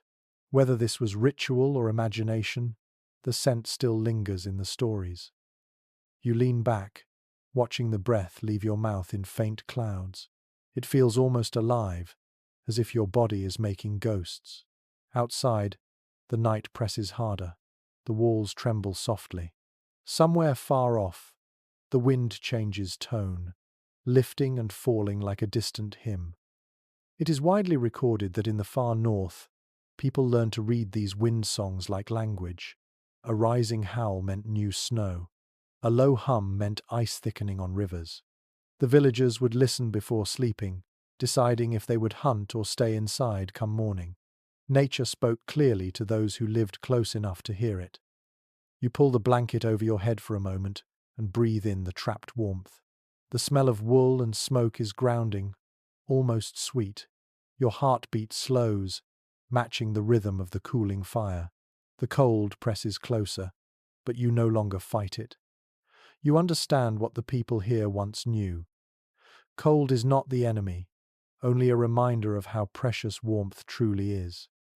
The frost creeps higher on the wall, the coals dim, and yet, as you lie there in the quiet glow, you feel a strange calm. The night is vast, the cold relentless, but you are small and steady, another soul wrapped in the same long story of endurance. Somewhere beyond the dark, dawn waits patiently, and for now, that is enough. The first light of dawn is still hours away, but something stirs in the shadows. You hear a faint scratching sound from the corner of the hut. It is subtle at first, like a dry whisper. Then it grows into a small rustle beneath the straw. You sit up slowly, realizing what the noise must be. Not spirits, not wind, but the small companions of every medieval sleeper. Surviving records reveal that huts like this were never entirely private. The warmth that drew families together also drew everything else seeking shelter. Mice, beetles, fleas, even the occasional snake during milder months. It sounds dreadful now, but people accepted these visitors as part of life. In winter, the struggle for warmth belonged to all living things. The hut was a shared fortress of survival. You lift a corner of the blanket and peer toward the straw mattress. A small movement ripples through it, and you imagine the tickle of tiny legs running just beneath the surface. The straw crackles softly, releasing a faint scent of dried earth. It feels oddly intimate, as if the very floor breathes alongside you. An odd little custom persisted in some regions to cope with this quiet invasion. People sprinkled herbs such as tansy, mint, or wormwood into the bedding to discourage insects. These plants gave off strong odors that pests disliked. The fragrance must have filled the room, blending with the scent of smoke and wool until it became the perfume of the season itself. In some places, they even rubbed garlic along the floorboards or burned juniper twigs to drive the smallest creatures away. According to household guides from the 15th century, the most determined offenders were bedbugs and fleas. They hid in the seams of blankets and the cracks of wooden boards. Even the rich, with their feather beds and curtains, were not immune. It is said that King Henry IV once blamed a restless night on the bite of invisible armies. You smile at that. Even kings had to scratch sometimes. There's ongoing discussion among medical historians about how medieval people understood cleanliness. Soap existed but was costly, and water in winter was too cold to waste on full washing. Instead, they relied on dry methods: brushing, scraping, and perfuming. Ash mixed with vinegar served as an early disinfectant, while sand or ground herbs were used to polish skin and hair. These makeshift routines kept sickness at bay more effectively than one might expect. You shift slightly on your straw bed, trying to imagine living in such intimacy with the earth. Every sound, every scent, every movement connects to survival. Even the small creatures scuttling in the dark are reminders that warmth and life are never solitary. Perhaps that is why medieval people rarely feared them. To share space with pests was not a failure, but proof that warmth existed to be found. A curious detail often forgotten is how certain insects played unexpected roles in daily life. Fireflies caught in small jars served as natural nightlights in warmer months. Beeswax, taken from hives, became candles that outlasted winter. Even lice were believed to carry the sins of humanity, and removing them was seen as a symbolic cleansing. It is strange, and yet it fits the worldview of an age that found meaning in every living thing. You lie back again, wrapping the blanket tighter. The scratching has stopped. Perhaps the tiny guests have settled or fled the heat of the fire. The air feels heavy with sleep again, thick and still. You breathe in, smelling straw, smoke, and a faint hint of mint that someone long ago might have sprinkled here. Folklore hints at another odd belief, that restless spirits disguised themselves as mice or insects to test a household's kindness. If you killed them cruelly, misfortune would follow. If you gently brushed them outside, blessings would return with the morning. Whether anyone truly believed it or simply found comfort in the story, it added a strange tenderness to the act of enduring discomfort. It is widely recorded that some families lined their bedding with linen sheets when they could afford them, to create a smoother surface between skin and straw. The fabric acted as both barrier and luxury. A clean sheet was a sign of pride and good order, a rare comfort saved for feast days or guests. Even a single piece of soft cloth could transform a hard winter bed into something almost civilized. You reach down and feel the rough straw under your fingertips. Its texture scratches but also grounds you. The more you touch it, the less unpleasant it feels.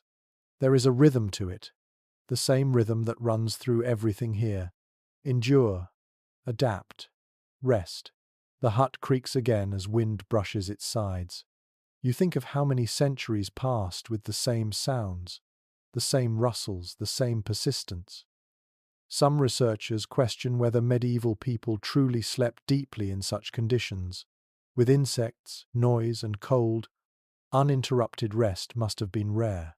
Yet accounts describe people waking refreshed, rising before dawn to begin work without complaint.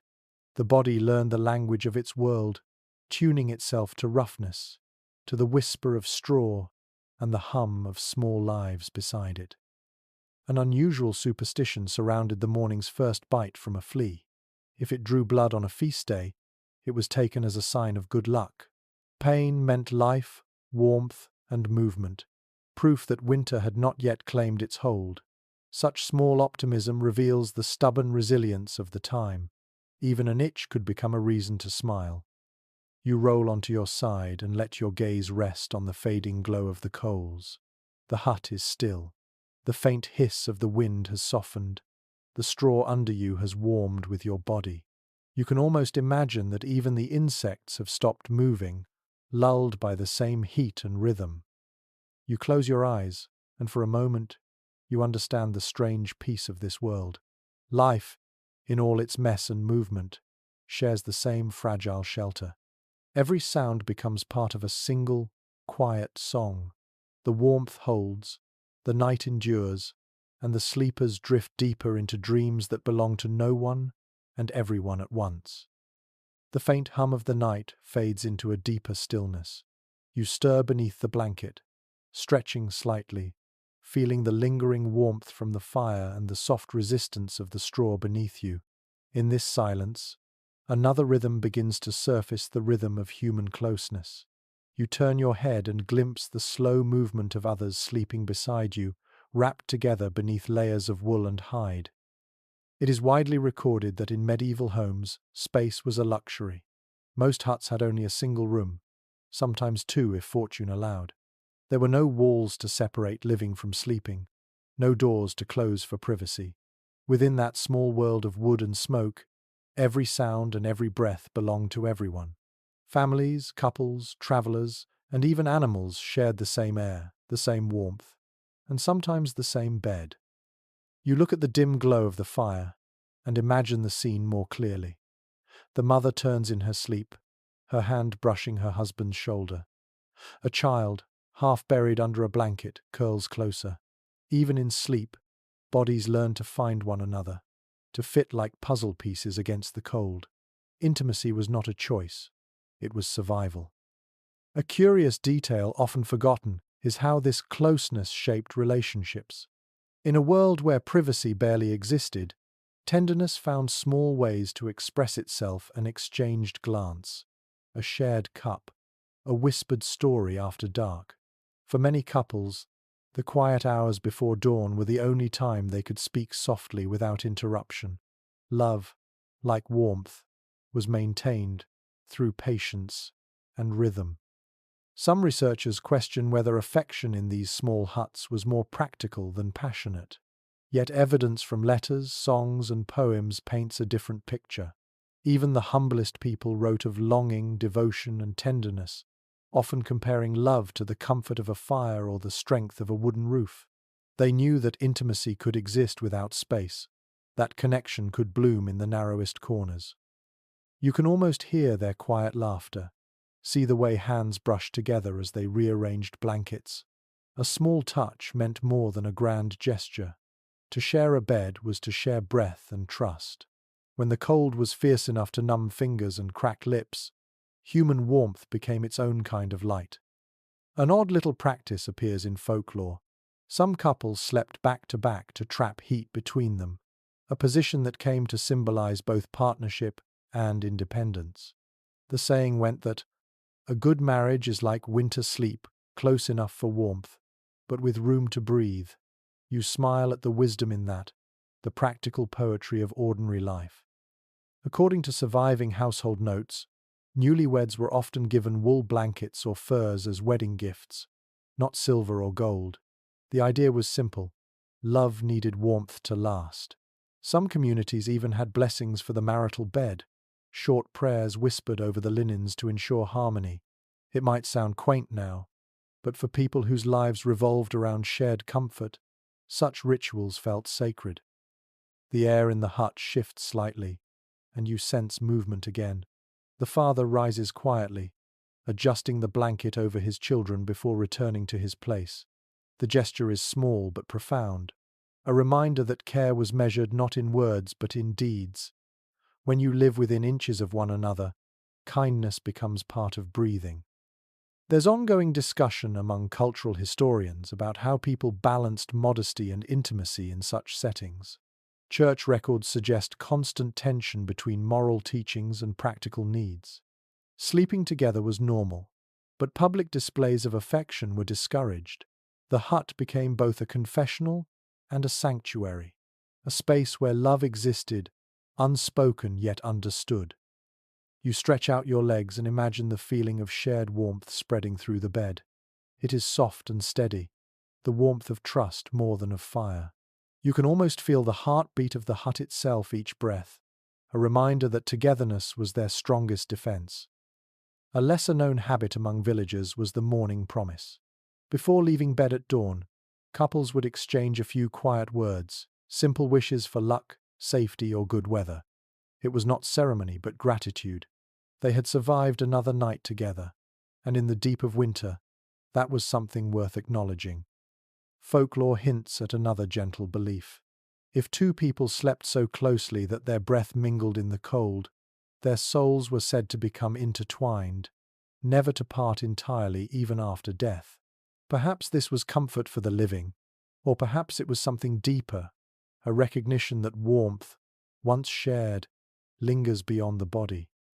You close your eyes for a moment, imagining what that closeness might have felt like. The roughness of wool, the faint smell of smoke in someone's hair, the quiet of a world without machines or clocks. In such stillness, love becomes elemental, stripped to its core. The fire flutters softly, and shadows move across the walls. You open your eyes again to see them dancing, two shapes leaning together, one small shape nestled between. You know it is only the light playing tricks, yet it feels like a memory you have stepped into. It is widely recorded that the human heart beats slower in cold weather, but warmth shared between bodies restores it, deepens it. You think of that rhythm now, of how countless generations found rest not in solitude but in togetherness. The hut may be small, the night may be long, but within it beats something vast and enduring. You settle again beneath the blanket, the straw sighing beneath you. Around you, the soft sounds of breathing fill the air. The warmth presses close, the darkness folds in, and for a little while, everything feels complete. The night outside grows pale, though the sun has not yet risen. A faint silver light slips through the small window, mingling with the last glow of the coals. You breathe in and taste the air, sharp, cold, and faintly sweet with the smell of frost. Somewhere in the distance, a rooster calls once, and the sound seems to tremble through the frozen world. The village, still half asleep, begins to stir beneath its blanket of snow. It is widely recorded that medieval villages in winter moved as one body. When night fell, every hut sank into silence at roughly the same time. When morning approached, the same quiet awakening rippled through the fields. No one needed a clock. The smoke rising from a neighbor's chimney was signal enough that the day had begun. You step outside the hut, wrapping your blanket around your shoulders. The air cuts like glass, clear and perfect. Snow crunches underfoot, its surface hard and glittering. The horizon blushes faintly pink, the first promise of dawn. The world looks untouched, as if every sound and breath has been buried under white. The roofs of nearby huts sag gently with the weight of the night's fall, and thin streams of smoke begin to curl into the sky. A curious detail often overlooked is how sound changes after snow. In the medieval countryside, deep snow turned the world silent in a way few of us ever hear now. Hooves, footsteps, even voices were muted, swallowed by the frozen air. Villagers said that in such stillness, you could hear your own thoughts as clearly as a bell. It was a kind of quiet that felt sacred. You look back at the hut. The door stands slightly ajar, releasing a faint wisp of warm smoke. Inside, the family still sleeps, gathered together like embers waiting to be stirred. For a moment, you simply watch, understanding how fragile and beautiful that small shelter is. Surviving through the winter was not a guarantee. Every hut that still smoked at dawn was a small victory.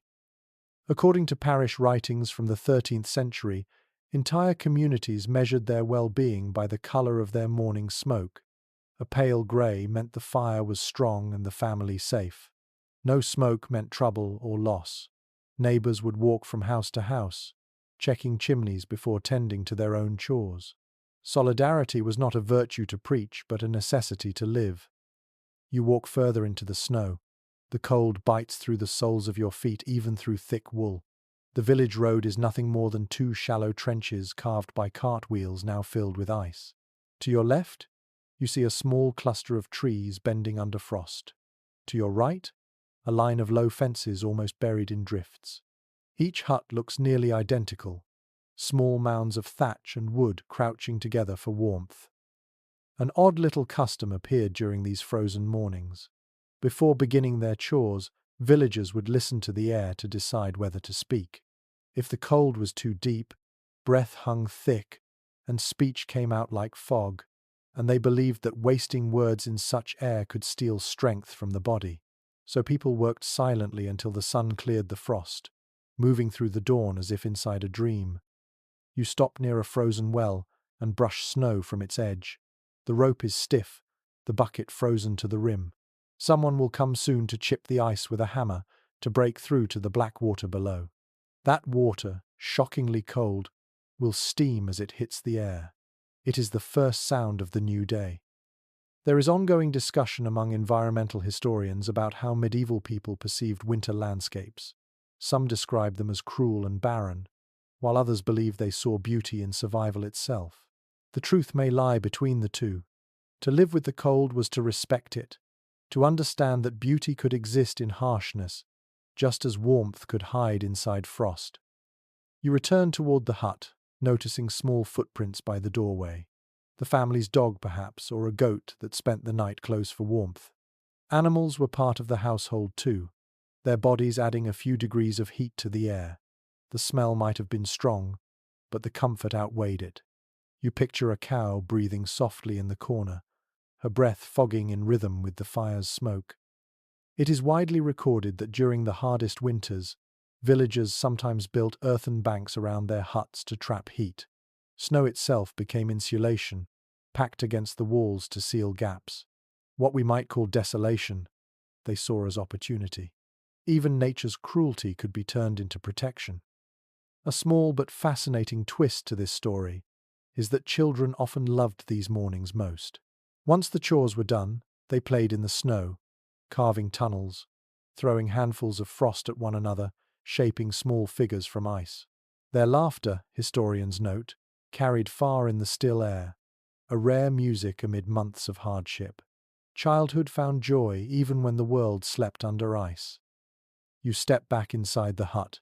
The warmth greets you immediately, soft and smoky.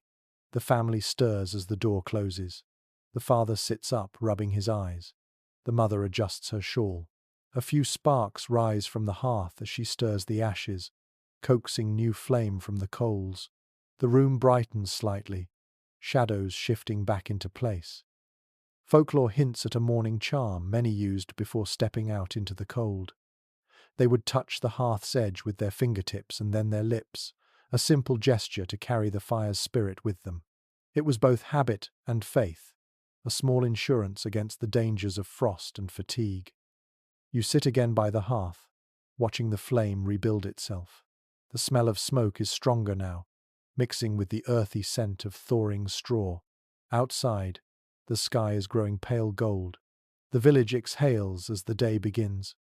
For a moment, you close your eyes and listen to the soft harmony of waking life. The creak of wood, the distant bark of a dog, the first swing of an axe on frozen timber. Every sound feels ancient, familiar. This is not just a morning but a renewal, proof that warmth and life persist even when the world seems frozen solid. The fire catches fully at last. The hut glows with color. You stretch your hands toward it, feeling blood return to your fingertips. You know that beyond these walls, the snow still rules, but inside, the balance has shifted. Life has won another day. The pale light of dawn filters through the window, and a faint warmth begins to stir in the air. The fire has been fed again, and its flames stretch upward, reclaiming their hold on the cold. You blink the sleep from your eyes, hearing the quiet rhythm of the family waking. Straw rustles as blankets shift, and the smell of smoke deepens as the embers revive. It is widely recorded that in winter, mornings began not with sunlight but with the stirring of the hearth. The first task of the day was always the same, to coax new life from the ashes. Fire-making was an art of patience. A few glowing coals buried overnight would be uncovered, fanned, and fed with dry twigs. Sparks caught slowly, smoke thickened, and then the room bloomed once again with gold. You watch as the mother kneels by the fire, her movements practiced and calm. She blows gently into the coals, her breath steady, her face glowing in the rising light. The father stands behind her, shaking loose bits of frost from his cloak. Their children huddle together, still half asleep, wrapped in the same blanket that had guarded them through the night. The scene feels ordinary, yet holy in its rhythm. A curious detail often overlooked is that medieval families used ashes not only to keep fires alive but to clean and preserve. Ash, mixed with water, created a mild lye solution for washing utensils, hands, even hair. In the winter, when water froze and soap was scarce, ash was their quiet ally. What looked like waste was in truth a tool of survival. You look into the hearth and see grey powder surrounding the new flame. The smell is earthy and faintly metallic. When stirred, the ashes reveal tiny sparks buried deep within, small reminders that warmth never truly dies, it only hides. You think of how many generations learned that same lesson by the light of the fire. According to local accounts written centuries later, morning chores began in the dim half-light. Men carried buckets to the frozen well, the sound of clanking iron echoing through the village. Women tended animals or kneaded dough, their hands moving rhythmically while the air still held the chill of night. The first hours of daylight were quiet but purposeful, shaped by hunger and habit. You hear the father outside now, scraping the snow from the roof. Each scrape sends a soft cascade of frost falling to the ground. Inside, the mother stirs a pot hung above the fire. The smell of porridge slowly fills the room, simple and comforting. Barley, Oats, or whatever grain could be spared, was boiled with water or milk, thickened, and served with a bit of honey when fortune allowed. An odd little custom existed in some villages where the first spoonful of food was set aside for the household spirit, a being of the hearth that protected the home. The portion would be dropped into the fire or left in a small bowl nearby. It might sound like superstition, but for those who lived through winters on little more than faith, such gestures kept hope alive. You take a deep breath, and the steam from the pot warms your face. The aroma of cooked grain mixes with the scent of smoke, creating a fragrance that feels ancient and grounding. The youngest child sits up and rubs her eyes. She smiles sleepily, her hair tangled and glinting in the light. Her mother hands her a wooden cup filled with the thick, warm porridge. The child blows on it before tasting, a small puff of steam drifting up like a blessing. There is ongoing discussion among social historians about how daily rhythms shaped resilience in medieval life. Some argue that the repetition of chores created comfort, a structure that gave meaning to hardship. Others suggest it bred fatigue and dullness. Yet as you watch this scene unfold, it seems clear that routine was their quiet salvation. To know what came next meant survival. The father returns, stamping the snow from his boots. He kneels by the fire, accepting his bowl with a tired nod. Steam rises in slow ribbons, catching the morning light. For a moment, no one speaks. The hut is filled only with the sound of spoons scraping against wooden bowls and the low crackle of burning wood. The silence feels peaceful, earned. A lesser-known detail about these early hours is that people often said a short prayer not only for their own day but for the fire itself. The hearth was their constant companion, as vital as breath. To bless it was to bless the home. "Let the flame live," they might murmur, tracing a circle in the air. The gesture lingered long after religion divided kingdoms. It was older than any creed. Outside, light spread slowly over the snow. The sound of other huts stirring carries through the air. The thump of an axe, the cry of a rooster, the faint laugh of a child running toward the well. The village comes alive, one breath at a time. Smoke rises from rooftops, twisting into the pale morning sky. You look back at the hearth and see how the ashes have settled again, pale and soft around the flame. The family finishes their meal, leaving behind only faint streaks in their bowls. Soon they will scatter, each to their own tasks. But for now, there is stillness, a fragile calm between sleep and labor. Folklore hints at an old saying, "Ashes are the footprints of yesterday's Sunday." It meant that every morning began with what the night had left behind, that even in loss there was the seed of renewal. You repeat the phrase silently and feel its truth in the quiet room. The father rises, taking a long breath before stepping outside into the biting air. The mother gathers the bowls, stacking them neatly beside the chest. The fire crackles softly, content. You sit a moment longer, feeling the warmth soak into your bones. The day has begun again, as it always does, with gratitude hidden inside routine.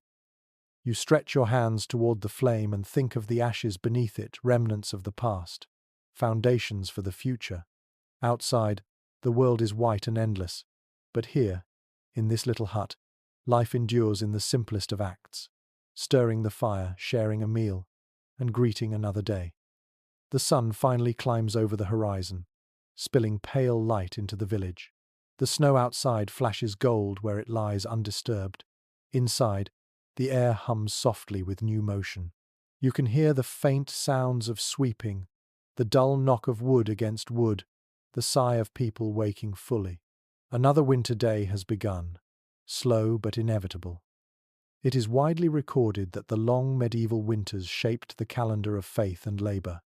Every task, every celebration, even every hour of rest was guided by holy days. Religion gave rhythm to hardship. As daylight faded, festivals, prayers, and fasting filled the months with meaning, keeping despair at bay when the earth slept. You glance toward the corner of the hut, where a small wooden cross hangs from a peg. The light from the fire touches it, casting a long shadow across the wall. The mother kneels briefly before it, her lips moving in a quiet prayer.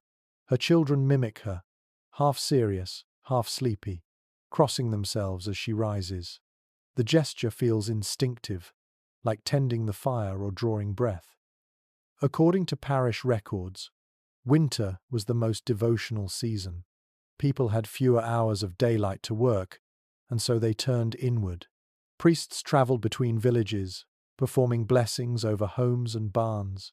Holy water sprinkled on doorways mixed with frost, sealing both faith and ice together. In this world, survival was always part miracle. An unusual superstition thrived in these months, that evil spirits grew stronger in the long dark and that holy days could hold them back. Villagers believed that the ringing of church bells during Advent or Candlemas could shatter the cold's grip on their souls. Bells echoed across frozen fields, each toll carrying warmth that no fire could give. You imagine that sound, deep and slow, rolling over the snow like a promise. A curious detail often overlooked is how these religious observances intertwined with practical life. Feast days were not only for prayer but for rest, for mending, for the small joys of company. Food was shared, fires were stoked higher, songs were sung. Even fasting, which seems austere to modern eyes, had a quiet logic. It conserved dwindling supplies while framing restraint as virtue. In hardship, faith became wisdom disguised as ritual. There's ongoing discussion among historians about whether devotion was born from fear or gratitude. Some argue that the church filled the silence of winter with structure, a shield against despair. Others believe faith was simply the natural language of endurance, a way for people to say, "We are still here." Both explanations feel true when you sit inside a hut like this, feeling the weight of the cold beyond the walls. The father returns from outside, shaking snow from his boots. He carries a handful of twigs for the fire and a small loaf of bread. The smell of fresh smoke fills the room again. The family gathers for a short morning prayer before eating. They close their eyes, heads bowed, and murmur together, their breath rising in little clouds. The sound is soft but full, like the hum of a hive. Folklore hints at another winter practice. On certain holy nights, people believed that animals could speak at midnight, thanking their masters for care. No one dared listen too closely, fearing they might hear a prediction they could not bear. So, they left their livestock, small gifts, salt, hay, or bread, then returned inside, content to let mystery remain mystery. It was faith wrapped in tenderness, proof that even superstition could carry love. You take a sip of the warm drink the mother offers, perhaps watered ale or broth, and feel its heat settle in your chest. Around you, the family begins to prepare for the day's tasks. The father mends a broken strap. The children gather straw from the floor. The mother folds the bedding neatly by the wall. Everything happens with a rhythm that feels older than language. It is widely recorded that medieval winters were filled not only with labour but with small moments of celebration. Candlemas, St. Brigid's Day, and the feast of St. Nicholas all brightened the calendar. People decorated their hearths with evergreen branches, symbols of endurance and eternal life. The greenery stayed until it dried and dropped needles on the floor, a gentle reminder that even faith fades and returns in cycles. An odd little custom survived in certain parts of England and Scandinavia. On particularly long nights, villagers placed a candle in the window to guide wandering souls back to warmth. The candle burned low through the night, a fragile beacon in endless darkness. Travellers who saw its glow might stop for a meal or rest, trusting that kindness still lived behind the wooden walls. The act blurred the line between charity and prayer, between neighbour and stranger. You sit quietly and let the warmth of these rituals seep into you. The firelight flickers over faces, softening them, turning the ordinary into the sacred. You begin to understand how belief was not just a system but a feeling, as real as hunger, as necessary as warmth. Some researchers question whether the strict calendar of feasts and fasts truly brought comfort to everyone. Peasants often worked through holy days, driven by survival, while the wealthy celebrated lavishly. Yet even so, The idea of shared sacred time united the community. When one bell rang, all stopped together. The rhythm of faith gave everyone the same heartbeat. The morning grows brighter. A sliver of sunlight touches the cross on the wall, and for a brief moment it gleams as though alive. The hut smells of smoke, bread, and pine. The family bows their heads once more, murmuring thanks before stepping out into the cold day. You watch them go, the door swinging shut behind them. Inside, silence returns, but it feels different now, less empty, more full of meaning. You realize that every prayer, every ritual, every small act of gratitude has kept the winter bearable for centuries. Faith, like fire, does not need to roar to keep the dark away. It only needs to stay lit. The sunlight brightens through the parchment window, and the air inside the hut feels almost gentle for the first time in many days. The fire hums low, the room bathed in a sleepy gold. You sit near the hearth, stretching your hands toward the warmth, and realize that the rhythm of night and day has already begun to reset itself. It feels natural, steady, like a breath that never ends. It is widely recorded that medieval people divided their sleep in ways that seem strange now but made perfect sense then. The long winter nights were too lengthy for a single stretch of rest. People would sleep in two intervals, the first beginning soon after dark and lasting until midnight, the second following a quiet period of wakefulness before dawn. Between the two, life moved gently in that half-lit pause. You picture the family in this hut, how they must have lived inside that rhythm without thinking. The first sleep came easily after the day's labor. They would rise in the middle of the night, tend the fire, perhaps whisper a prayer or share a drink, then return to bed until morning. This second sleep, lighter and softer, carried dreams that felt closer to morning light. According to early writings and personal letters, this pattern existed across Europe. Monks, peasants, and nobles alike described the same habit. The phrase, first sleep, appears in dozens of manuscripts, always written with casual certainty, as though everyone would know what it meant. The idea of one continuous 8-hour rest is a modern invention, born of clocks and schedules. The medieval body knew another truth. A curious detail often forgotten is that these middle hours were not seen as lost time. They were used for quiet tasks that required no sunlight, mending, writing, prayer, or conversation. For couples, it was a time of closeness and warmth, a brief space carved out from the demands of day. For the solitary, it was the hour of thought, when dreams still clung to the mind and imagination wandered freely. There is ongoing discussion among sleep historians about whether this segmented rhythm was healthier than our modern one. Some suggest that natural darkness and silence allowed the body to rest more deeply. Others think the interruptions led to fatigue. Yet the pattern endured for centuries, which suggests it worked well enough. The human body, after all, adapts to the rhythm of the world around it. You shift slightly and feel the straw beneath you creak. It is easy to imagine how the hut itself would guide such a cycle. The fire faded after a few hours, the chill returned, and waking became inevitable. The need to tend the embers shaped the night. In a way, even sleep depended on teamwork. One person rising to stir the coals while others dozed, each taking turns to keep the warmth alive. An odd little superstition accompanied this habit. Some villagers believed that if you woke after midnight and found the fire completely dead, it was bad luck to relight it immediately. You were meant to wait until a rooster crowed, or until a spark caught naturally from the ash. Forcing a flame, they said, might invite restless spirits inside. It was a strange mix of caution and patience, but in a world so fragile, every small ritual mattered. You look toward the small window again, where the light has grown stronger. The snow outside gleams softly, and the cold seems less threatening now. You imagine the father of the family stepping out to gather wood after his second sleep, while the mother kneads dough by the fire. The children stir, rubbing their eyes, their voices soft as they speak to one another. Morning begins not with alarm, but with awareness. It is widely recorded that artificial light changed this rhythm forever. With candles and oil lamps came the power to stretch the day. People began working later, sleeping later, forgetting the slow pattern that nature had set.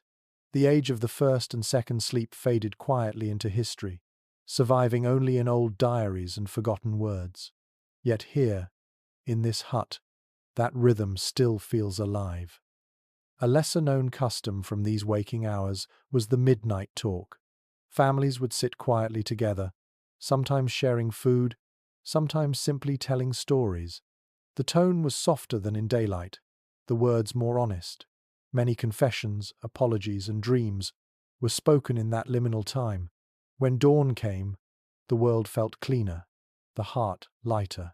Perhaps that is why they cherished those dark hours as more than rest. Folklore hints at another belief, that the space between first and second sleep belonged to the unseen world. Dreams from the first half of the night were personal, but visions from the second were said to be prophetic. Some people kept a small notebook or carved stick nearby to mark what they saw in dreams before they vanished. They called these night memories, fragments of wisdom caught between two sleeps. You close your eyes and try to feel that rhythm yourself. The warmth of the fire, the soft hum of life around you, the quiet after waking. You can almost sense how time stretches differently here. There is no rush, no pressure to force sleep or fight it. The night breathes naturally, and you follow. Some researchers question whether our ancestors even considered this pattern unusual. Perhaps they did not think in hours or schedules, but in sensations, hunger, warmth, fatigue, and light. They moved with the pulse of nature rather than against it. In that sense, their nights might have felt calmer than ours, filled with purpose instead of restlessness. You open your eyes again and watch the flame. It bends gently, licking the air in slow waves. The hut is brightening, the frost on the wall melting into drops. Another day will soon begin, and this quiet rhythm will repeat again when the sun disappears. You think of how many thousands of nights have followed this same cycle, how many fires have been stirred, how many dreams have bridged the space between sleeps. In that pattern lies something ancient and reassuring, the knowledge that even rest has its seasons, that even darkness has its hours of light. The hut smells faintly of ash and morning smoke. A single wisp of air rises from the hearth as the last log settles into embers. You sit close to the glow, watching the faint shimmer of red that still clings to the wood. The light is tired now, flickering low and slow, but it holds enough strength to feed another flame. This moment, when night releases its last warmth to the day, feels sacred. It is widely recorded that keeping a fire alive through winter nights was both a skill and an art. Without it, families risked waking to frozen water, stiff limbs, and sometimes death. Fires were rarely allowed to die completely. Instead, people buried the embers in ash before sleeping, sealing them from air so that they would smolder until morning. With the right touch, those coals could be revived at dawn into a new blaze, as if the sun itself had never truly left. You pick up a small stick and stir the ashes gently. Beneath the pale grey surface, orange light flickers faintly like the heartbeat of a sleeping creature. You understand why they called it the house's soul. Losing that glow meant more than losing heat. It meant breaking a thread of continuity. The flame that burned today was the same one that had burned yesterday, maybe even the same that had burned all season. A curious detail often forgotten is how many small inventions were born from the effort to preserve this continuity. In some villages, people used peat bricks or dried turf to keep fires smouldering longer. In others, they packed embers into clay pots with air holes, carrying them from home to help neighbours relight their hearths. The gift of fire was both practical and symbolic, a quiet sign of friendship stronger than words. According to local records, peat was treasured for its steady burn. It gave off less smoke than wood and lasted through the night. Families who lived near boglands guarded their peat stores as fiercely as gold. The smell of it, sweet and heavy, was the scent of safety itself. You can almost imagine the hut filled with that dark fragrance, comforting and earthy, mingling with the smell of wool and smoke. An odd little custom existed among some farmers who believed that the fire had to be thanked before sleep. Each night, before covering the coals, someone would whisper a short phrase of gratitude: "Rest, flame, and wake again." The words sound simple, but they carried deep reverence. In a world without guarantees, the fire was the one companion that answered when called. There is ongoing discussion among historians about how early chimneys changed domestic life. Before them, smoke simply gathered and drifted out through the roof hole, blackening the timbers but warming the air. With chimneys came cleaner breathing, but also a subtle loss of intimacy. The hearth had been central, shared by all. The chimney pulled its warmth upward and away. Progress, even then, had its trade-offs. You glance upward at the roof, where black soot lines the beams like an artist's brush. Each mark tells of 1,000 fires, 1,000 nights of breath and warmth. The air smells faintly metallic, and when you look closely, you can see how the soot has preserved the wood beneath, keeping it strong through decades of flame. The hut is a memory written in smoke. It is widely recorded that women often tended the hearth, keeping it alive while men worked outside. To them, the fire was both duty and companion. Songs survive in scattered verses, sung softly while stirring the coals. The melodies are simple, the words repetitive, built to calm the mind, as the flames were coaxed to life. You imagine that soft singing now, low and steady, part lullaby, part prayer. Some researchers question how much time was devoted to maintaining the fire, given how much fuel had to be conserved. Gathering wood or peat was hard labor, often done miles from home. Every log was accounted for, every spark respected. To waste fuel was to court hunger. Yet people found balance, learning to read the fire's language, the hiss that warned of damp wood, the crackle that signaled it was alive and well. Folklore hints at another belief, that a well-kept hearth protected not only the body but the spirit. If your fire burned evenly and without smoke, it meant your household was at peace. If it sputtered or filled the room with soot, someone nearby had spoken unkindly. The cure was simple: sweep the ashes clean, whisper a kind word, and start again. The wisdom feels less like superstition and more like the poetry of survival. You watch as the father of the hut returns from outside carrying a handful of small branches. He kneels by the hearth, brushing away the top layer of ash. A faint glow greets him. He smiles, places the twigs gently on top, and blows softly. The light grows, timid at first, then stronger. Soon a thin flame curls upward, catching, spreading, devouring the dry wood. The family exhales together as the room fills once more with warmth. A lesser-known tradition described in Northern chronicles involved carrying a glowing ember from the hearth to bless the livestock each morning. The ember was waved in slow circles near the barn door, while prayers were whispered for health and milk. Fire was not only warmth but power, the living boundary between safety and the cold unknown. You sit back and study the fire again. Its glow deepens, steady now, filling the space with gentle light. You feel how fragile yet eternal it is, how it mirrors the heartbeat of life itself. In a single night it can be smothered or renewed. Its survival depends entirely on care. You think of how easy it is, in modern life, to forget such dependence. Yet here, surrounded by the scent of smoke and the sound of the flames' quiet breathing, you understand that every comfort you have known began with this simple ritual: tending the fire, watching it live, whispering to it not to die. The father stands and brushes his hands clean. The mother stirs a pot above the flames. Outside, sunlight touches the snow, turning it to a field of diamonds.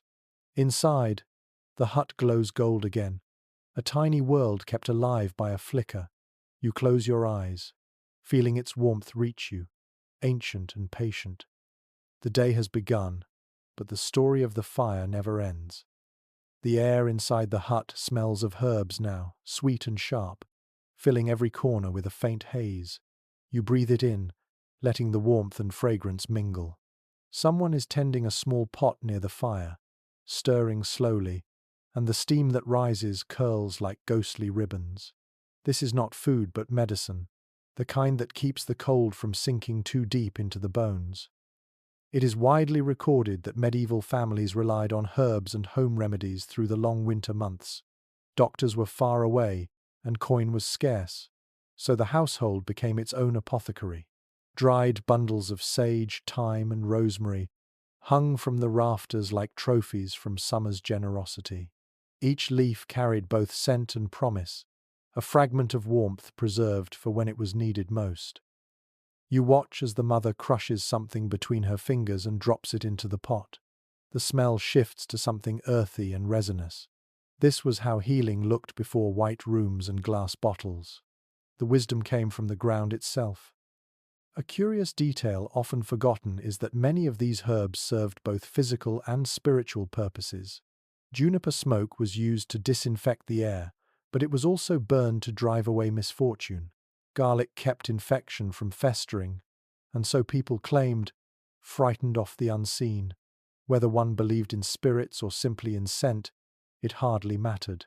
Every breath of that fragrant air felt protective. According to a few surviving herbal guides written in the 15th century, every region had its own trusted recipes. A warm drink of honey and vinegar eased coughs. Salt and ash cured toothaches. A poultice of onion or mustard was pressed against the chest to open lungs frozen by cold air. These remedies sound simple, yet they kept generations alive when winter punished both body and mind. An odd little custom lingered in the northern villages. On the first day of deep frost, the eldest woman in the household would walk around the hut with a cup of warm milk mixed with herbs, sprinkling drops at the corners while muttering short blessings. This ritual was meant to invite good dreams and good health. The mixture, called the fire's drink, was also poured onto the hearth to please the household spirit. You lean closer to the pot and catch the scent of honey mixing with the herbs. It is rich, soothing, almost intoxicating. The steam softens your face, and you can see how the people here might have found comfort in the act of tending to such brews. Healing began long before anyone tasted the medicine. It started with the sound of water simmering, the smell of familiar leaves, the touch of warmth returning to numb fingers. There is ongoing discussion among historians about how much of this herbal knowledge was inherited from pagan traditions and how much came from church monasteries. Monks kept careful gardens and recorded recipes, but many remedies were older than any written word, passed from mother to daughter, whispered beside the fire rather than taught in halls of learning. Perhaps that blend of sacred and practical was what made it endure. You notice bundles of dried plants hanging from the beams above. Their shadows sway gently in the firelight. Some are tied with red string, others with plain twine. The colors matter. Red for life, white for purity, green for endurance. Each knot a quiet spell against illness and hunger. You can almost hear the rustle of dried leaves whispering as the air warms them. A lesser-known practice used in sickness was the bed charm. If someone fell ill, the straw beneath their bedding was burned and replaced with new straw mixed with herbs. The act symbolized renewal, a physical and spiritual cleansing. The smoke that rose carried the sickness away, or so they believed. Even modern historians admit that the practice might have worked by accident, as smoke and new bedding reduced pests and infection. You think about the delicate balance they lived in, how every breath of warmth carried danger but also cure. Illness came easily in the cold. Coughs turned to fever, frostbite to infection. Yet somehow, people endured, relying on wisdom stitched together from scent, habit, and prayer. An unusual superstition appears in certain winter records. Before drinking any medicinal brew, a person had to blow across the surface 3 times to cool the spirit. The breath was thought to carry part of the soul, mingling with the steam and helping the remedy take hold. You picture someone sitting just where you are now, holding a cup of hot liquid, exhaling softly into the air before drinking. It feels like a ritual of both body and belief. The father coughs quietly, and the mother ladles some of the fragrant brew into a small wooden bowl. He drinks, grimaces at the taste, then smiles as warmth spreads through him. The children giggle softly at his expression, and for a moment, laughter fills the hut. Healing, it seems, lives as much in shared joy as in medicine. It is widely recorded that honey was one of the most valued ingredients of the age. It sweetened medicine, healed wounds, and preserved fruit through winter. Its golden glow mirrored the fires, another reminder of summer caught and stored for darker months. You look at the pot and see that same glow swirling within the steam. Folklore hints at another practice used during sickness. Families would place an iron tool, like a small knife or a nail, beside the bed to guard the sleeper from fever demons. The church frowned upon such customs, yet they persisted. In their quiet way, these small gestures gave people the sense that something unseen was watching over them. You sit back and listen as the hut settles again. The fire crackles gently, the smell of herbs softens, and the air grows warmer by degrees. You realize that medicine, in this time, was never separate from daily life. It was cooked, shared, inhaled, and believed in. Healing was not a miracle from afar, but a partnership with the earth itself. The mother removes the pot from the fire, setting it aside to cool. The family relaxes, their faces calm. Outside, snow still falls, silent and unbothered. Inside, the scent of sage and honey lingers like a lullaby. You breathe it in and feel the warmth spread through you too, gentle and slow, like the fire itself whispering that life endures. The day drifts by quietly, the light outside slow and golden, and soon evening folds itself back around the little hut. The fire burns steady again, humming softly as the smoke curls up toward the roof. The room smells of wood, herbs, and the faint sweetness of baked grain. You sit near the hearth, letting your eyes wander over every corner of this small, self-contained world. It is widely recorded that for most medieval families the hut was more than shelter. It was their entire universe.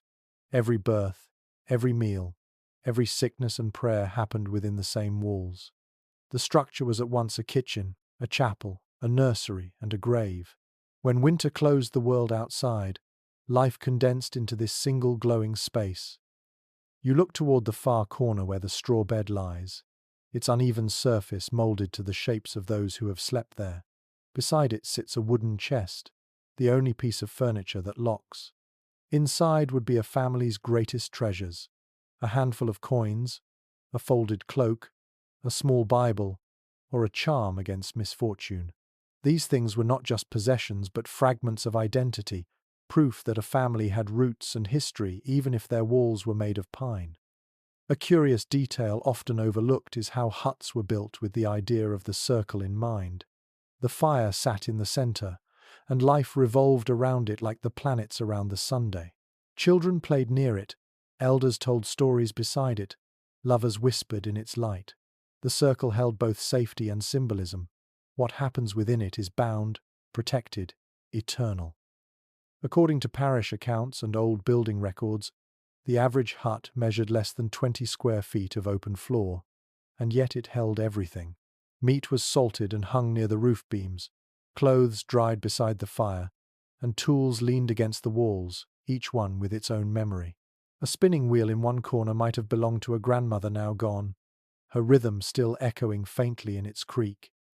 An odd little custom endured in these small homes. At the beginning of winter, someone would scratch a simple mark into the main beam of the house, often a cross or a circle. It was called the house's breath, a blessing meant to remind the spirit of the hut to stay awake and watchful. Each year, a new mark was carved beside the old one, building a quiet history into the wood itself. You run your hand over the nearest wall and feel the grooves in the timber. The wood is smooth from age and smoke, but beneath the soot lies texture lines carved by years of weather and by the same hands that built it. It is easy to imagine the family feeling the same grain each day, tracing their fingers along it as though greeting an old friend. There is ongoing discussion among cultural historians about how people understood home in this era. Some say it was purely practical, a place of labor and shelter. Others believe it carried spiritual weight, almost like a living presence. The truth is probably both. When a single room held the entire rhythm of life, it could not help but feel sacred. A lesser-known practice recorded in certain northern parishes involved speaking to the house. Before leaving for long journeys, a traveller would tap the doorway 3 times and murmur a short farewell. On return, the same gesture would be made in greeting. The habit may sound superstitious, but perhaps it was simply gratitude, an acknowledgement of the walls that kept death away while the world outside froze. You turn back toward the hearth. The fire glows softly now, its reflection dancing across the curved pot that hangs above it. The mother hums as she works, her voice low and soothing. The children sit nearby, threading bits of straw into small dolls, their laughter blending with the pop of burning wood. Every detail feels contained, complete. It is widely recorded that medieval homes blurred the line between sacred and mundane. The same space that held laughter also held mourning. The same corner that cradled a newborn would one day hold a coffin. Yet this closeness gave life a clarity that modern distance often hides. Joy and grief shared the same air, and in that union, both felt honest. An unusual superstition from southern Europe suggested that the spirit of the house could be offended by shouting or harsh words. Quarrels were thought to weaken the timber, letting drafts and misfortunes slip inside. So, many households observed a kind of unspoken peace in the evening. Disagreements waited for morning when the cold air could carry them away. You watch the father repair a wooden tool by the light of the fire. His movements are slow and deliberate, every sound amplified by the quiet. The hut creaks occasionally, as if responding. You begin to feel what they must have felt, that the house itself listened. It was more than walls and roof. It was witness, shelter, and companion.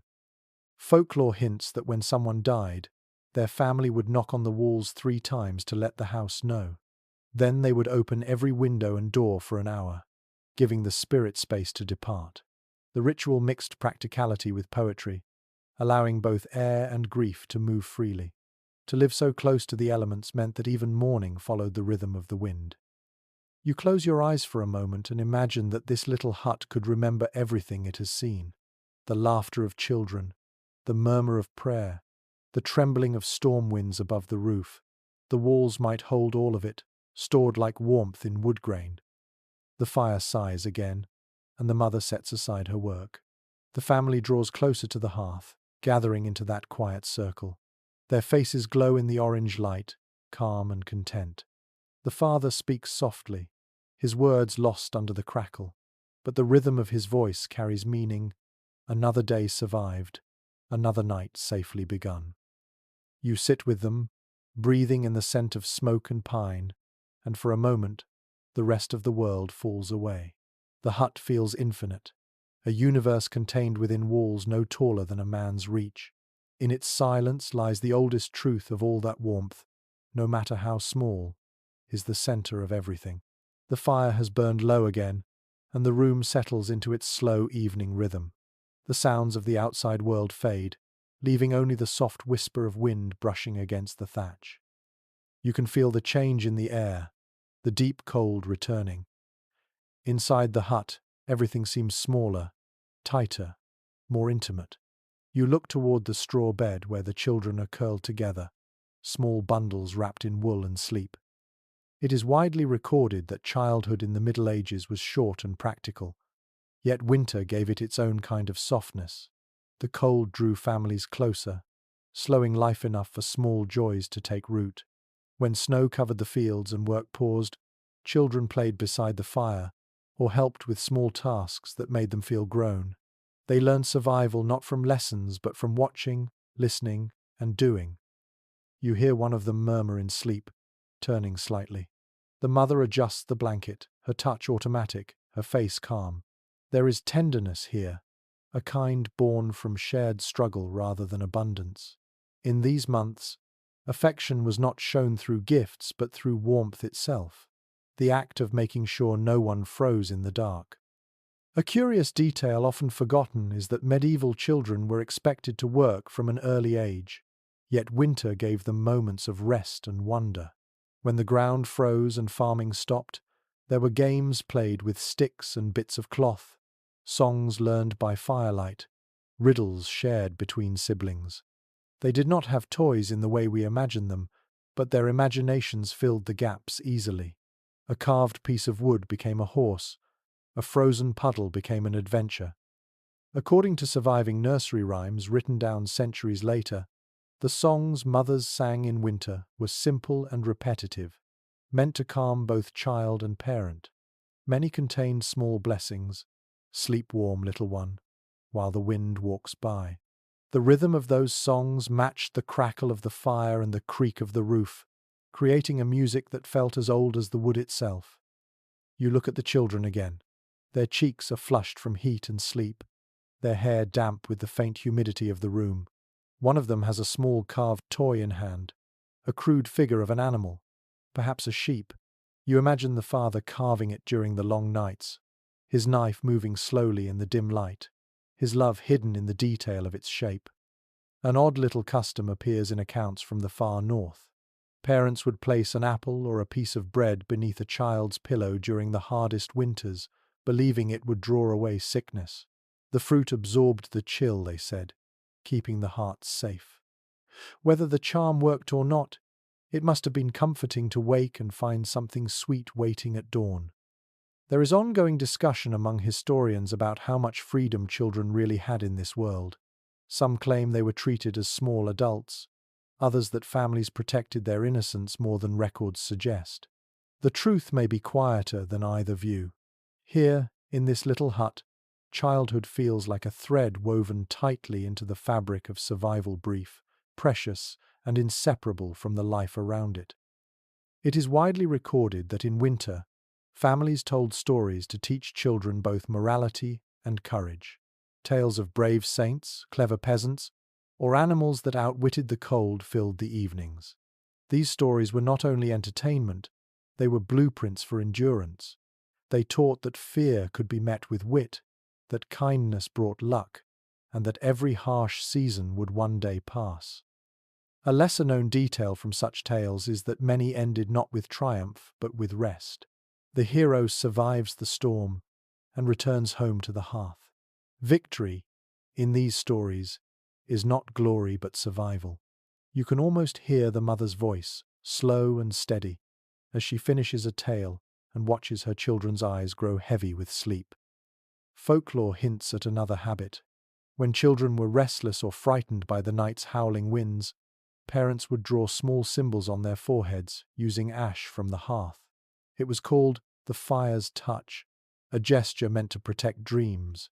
Ash carried meaning. It was what remained after destruction, and what began every new flame. With that small mark, fear lost its edge. You glance toward the roof where a few icicles hang through small gaps, catching the firelight like glass. A drop of water falls, hitting the floor with a faint hiss as it meets the warm air. The hut feels both fragile and unbreakable at once. You think of the children who grew up here, who would remember this sound for the rest of their lives, the quiet symphony of survival. Some researchers question whether these winters built resilience or simply endurance. Perhaps both. The hardships carved patience into them, but the warmth carved love. What you see here is not misery but intimacy, life reduced to what truly matters. The mother leans against the wall now, eyes half closed, listening to the children breathe. Her lips move faintly, perhaps whispering another blessing, perhaps simply counting the hours until dawn. Outside, the snow falls harder, but the hut stands steady. The air smells faintly of wood, wool, and the faint sweetness of honey from supper. You close your eyes and listen to the rhythm of sleep. The crackle of fire, the whisper of wind, the breathing of children. It feels eternal, as if every generation has left its echo inside this small, smoky room. In that moment, you understand why winter never broke them. The cold could reach the walls, but never the heart. Within these fragile huts, in the laughter of children and the softness of their sleep, the warmth of the world was kept alive. The night has deepened again, and the cold presses close. You hear a faint, shifting sound near the door, followed by the soft grunt of something large. The firelight flickers, catching a glint of movement in the corner. It takes you a moment to realize what it is. An animal, resting quietly inside the hut, breathing slow clouds of steam into the air. Its warmth fills the space like another small fire. It is widely recorded that medieval families often shared their living quarters with animals, especially in winter. Cows, goats, pigs, chickens, even dogs were brought indoors when frost made the barns unsafe. The heat of their bodies could raise the room's temperature by several degrees, enough to make the difference between life and death. This arrangement blurred the boundary between household and barn, but it also reflected the simple wisdom of coexistence. You move closer, careful not to startle the creature. It is a cow, her dark eyes glinting in the glow. She shifts her weight, the straw rustling beneath her hooves. The smell that rises is strong, earthy, yet not unpleasant. It is the smell of life itself, of breath and shelter. In this space, human and animal survival are tied together. A curious detail often forgotten is that the placement of animals inside the hut followed a pattern. Larger livestock, like cows and goats, stayed near the wall to the north, away from drafts. Smaller animals, like hens and dogs, occupied corners close to the fire. The warmth they produced helped dry the air, and their presence offered comfort during long nights. Children often fell asleep to the gentle sounds of chewing or the rhythmic clucking of hens settling down. According to monastic agricultural notes, animals were thought to share a special connection with the divine because they lived so close to creation. Their steady endurance through the seasons became a model for faith. Farmers treated them with respect that mixed practicality and affection. To tend a cow well was to tend one's own spirit. An odd little custom appears in many rural regions. Families whispered small blessings to their animals before sleeping, thanking them for their milk, their wool, or their strength. "Sleep warm," they would say, or "keep the breath of life." Some even believed that an animal that dreamed peacefully brought luck to the household. In a way, these words transformed the hut into a shared chapel of warmth and gratitude. You listen now to the low sound of the cow's breathing, steady as a lullaby. It mixes with the faint crackle of the fire and the slow breathing of the family nearby. The air is heavy but alive, thick with warmth and the scent of hay.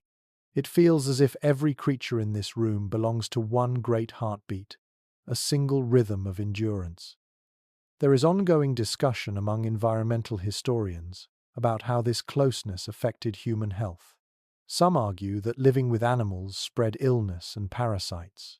Others suggest that the shared heat and companionship outweighed the risk. The truth likely depends on the strength of the fire and the care of the hands that tended it.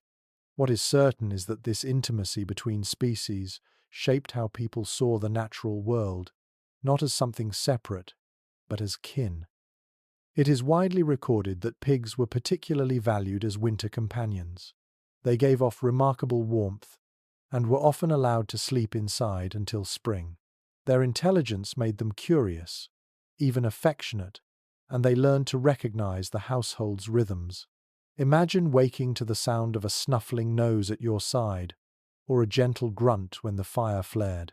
In this world, warmth erased barriers that modern life would never tolerate. A lesser-known detail appears in folklore. Some said that animals could sense storms long before humans could. When cows shifted restlessly or hens refused to roost, people took it as a sign to mend roofs and gather extra firewood. Nature spoke through them, and people listened. In that way, the hut became an echo chamber of instincts, where human and animal awareness merged. An unusual superstition followed the dog, the quiet guardian of many homes. It was believed that if a dog refused to sleep near the hearth, a spirit had entered the room. The family would place a piece of bread in the fire to appease the unseen presence, then pat the dog's head for protection. The warmth returned, and so did peace. Such beliefs might sound fanciful, yet they gave meaning to the small mysteries of living so close to nature. You glance again at the cow in the corner. Her breath fogs the air in short bursts, and her eyes close slowly. She seems content, patient in a way humans rarely are. The straw beneath her glows faintly in the firelight, golden and soft. You can see why people trusted animals as silent companions through the long dark. Their calm was contagious, their endurance steadying. Folklore hints at another tradition from midwinter feasts. On Christmas Eve or the solstice night, people left the stable doors open for a few moments at midnight, so that the animals could see the stars. It was said that all beasts bowed their heads then, honouring the night of peace. Whether true or not, the image lingers, a quiet gathering of breath and frost under the moon. You sit again by the fire and listen to the mingled sounds of the hut, the crackle of wood, the slow chew of hay, the soft snore of a sleeping child. Everything breathes together, sharing the same air, the same warmth. It is life at its simplest and most complete. Some researchers question when this closeness began to fade. As homes grew larger and barns moved farther away, warmth became private, divided by walls and distance. Yet here, in this small space, you feel how natural that unity once was. No one was alone in the cold, all creation gathered under one roof. You close your eyes, breathing deeply. The scent of hay and smoke fills you, grounding you. In that moment, the line between human and animal dissolves. There is only warmth, only breath, only the steady pulse of life refusing to yield to the winter night. The night moves on softly. Outside, the wind curls around the hut like a slow tide. Inside, the fire glows low and steady, its heartbeat constant. You can almost count the hours by its sound. The family sleeps now, the animals doze in their corners, and yet you remain awake, listening. The silence is never perfect here. Beneath it hums a quiet chorus of breath, crackle, and pulse. It is widely recorded that sleeplessness was common in medieval winters. Nights stretched far longer than the body required for rest. Without clocks or candles, people relied on instinct to decide whether to rise or drift again into dreams. In those long stretches of wakefulness, minds wandered, prayers grew longer, and thoughts deepened into something that blurred the edge between dream and meditation. You stare into the fire, feeling its warmth stroke your face. The light flickers gently across the wooden beams, and the patterns of soot and shadow seem to shift like waves. It is easy to see how imagination flourished here. In darkness, every flicker could become a vision, every sound a whisper from beyond. A curious detail often forgotten is that many villagers believed night thoughts carried special power. Words spoken after midnight, even softly, were thought to travel farther, to reach spirits or saints more clearly. Some people kept small midnight prayers hidden in memory, reserved for moments of deep stillness. They prayed not aloud, but in rhythm with the fire's breath. According to fragments from medieval diaries and religious commentaries, this half-waking state was often seen as a blessing rather than a burden. To lie awake was to listen to one's own soul, to the silence, to God, or perhaps to something simpler, the sound of survival itself. The line between wakefulness and dreaming blurred until they became the same thing. An odd little custom existed among those who suffered restless nights. A person might rise quietly, take a sip of ale or milk, and trace a small circle in the ashes of the fire with their fingertip. The gesture symbolized protection, sealing them back into calm.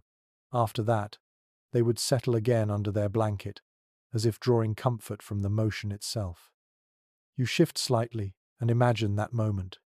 The warmth of the fire still humming in the ashes, the faint hiss as you stir it, the sound of your own breath steadying. Sleep does not return immediately, but the mind grows softer. In this world, patience is the only cure for sleeplessness. There is ongoing discussion among scholars about how medieval people understood dreams and wakefulness. Some writings describe these midnight hours as sacred, a time when the divine world brushed against the mortal one. Others view them as practical pauses, a chance to check on the fire, the animals, or one's thoughts. Perhaps both are true. The spiritual and the ordinary shared the same breath in these small hours. It is widely recorded that during sleepless nights, people sometimes spoke to the dead, not in fear, but in remembrance. They would whisper names softly into the air, asking for guidance or simply company. In a world where loss was constant, memory itself became a form of presence. The warmth of the fire and the warmth of remembered love were not so different. You close your eyes and listen harder. The wind outside sighs like a slow exhale. The cow shifts in the corner, hooves tapping gently against the wood. A child coughs once, then settles. The mother murmurs something in her sleep, half prayer, half dream. The fire answers with a low crackle. Every sound blends into the next until silence becomes a song. A lesser-known belief said that those who stayed awake in kindness, watching over the sick, the fire, or a child, earned what was called the night's blessing. It meant that the quiet hours would remember you, that peace would follow you into waking life. You imagine a monk writing that phrase centuries ago, candlelight shaking, as he tried to describe something too gentle for words. An unusual superstition recorded in the Alpine regions told that if a person woke at exactly the same hour 3 nights in a row, it was a sign that someone far away was thinking of them. This idea comforted many who lived apart from loved ones during harsh winters.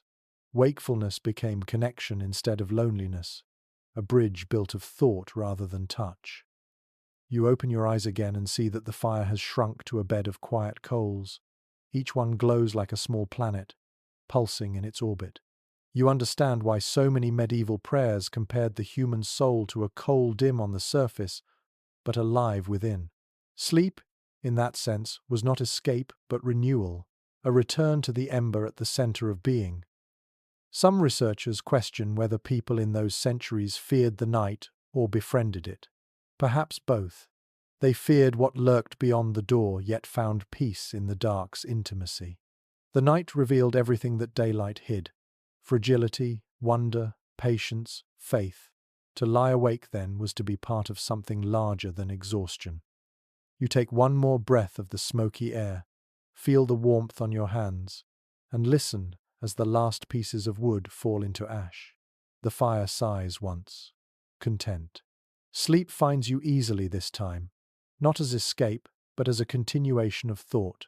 The darkness closes around you like a cloak, soft and familiar, and the hut's breathing becomes your own.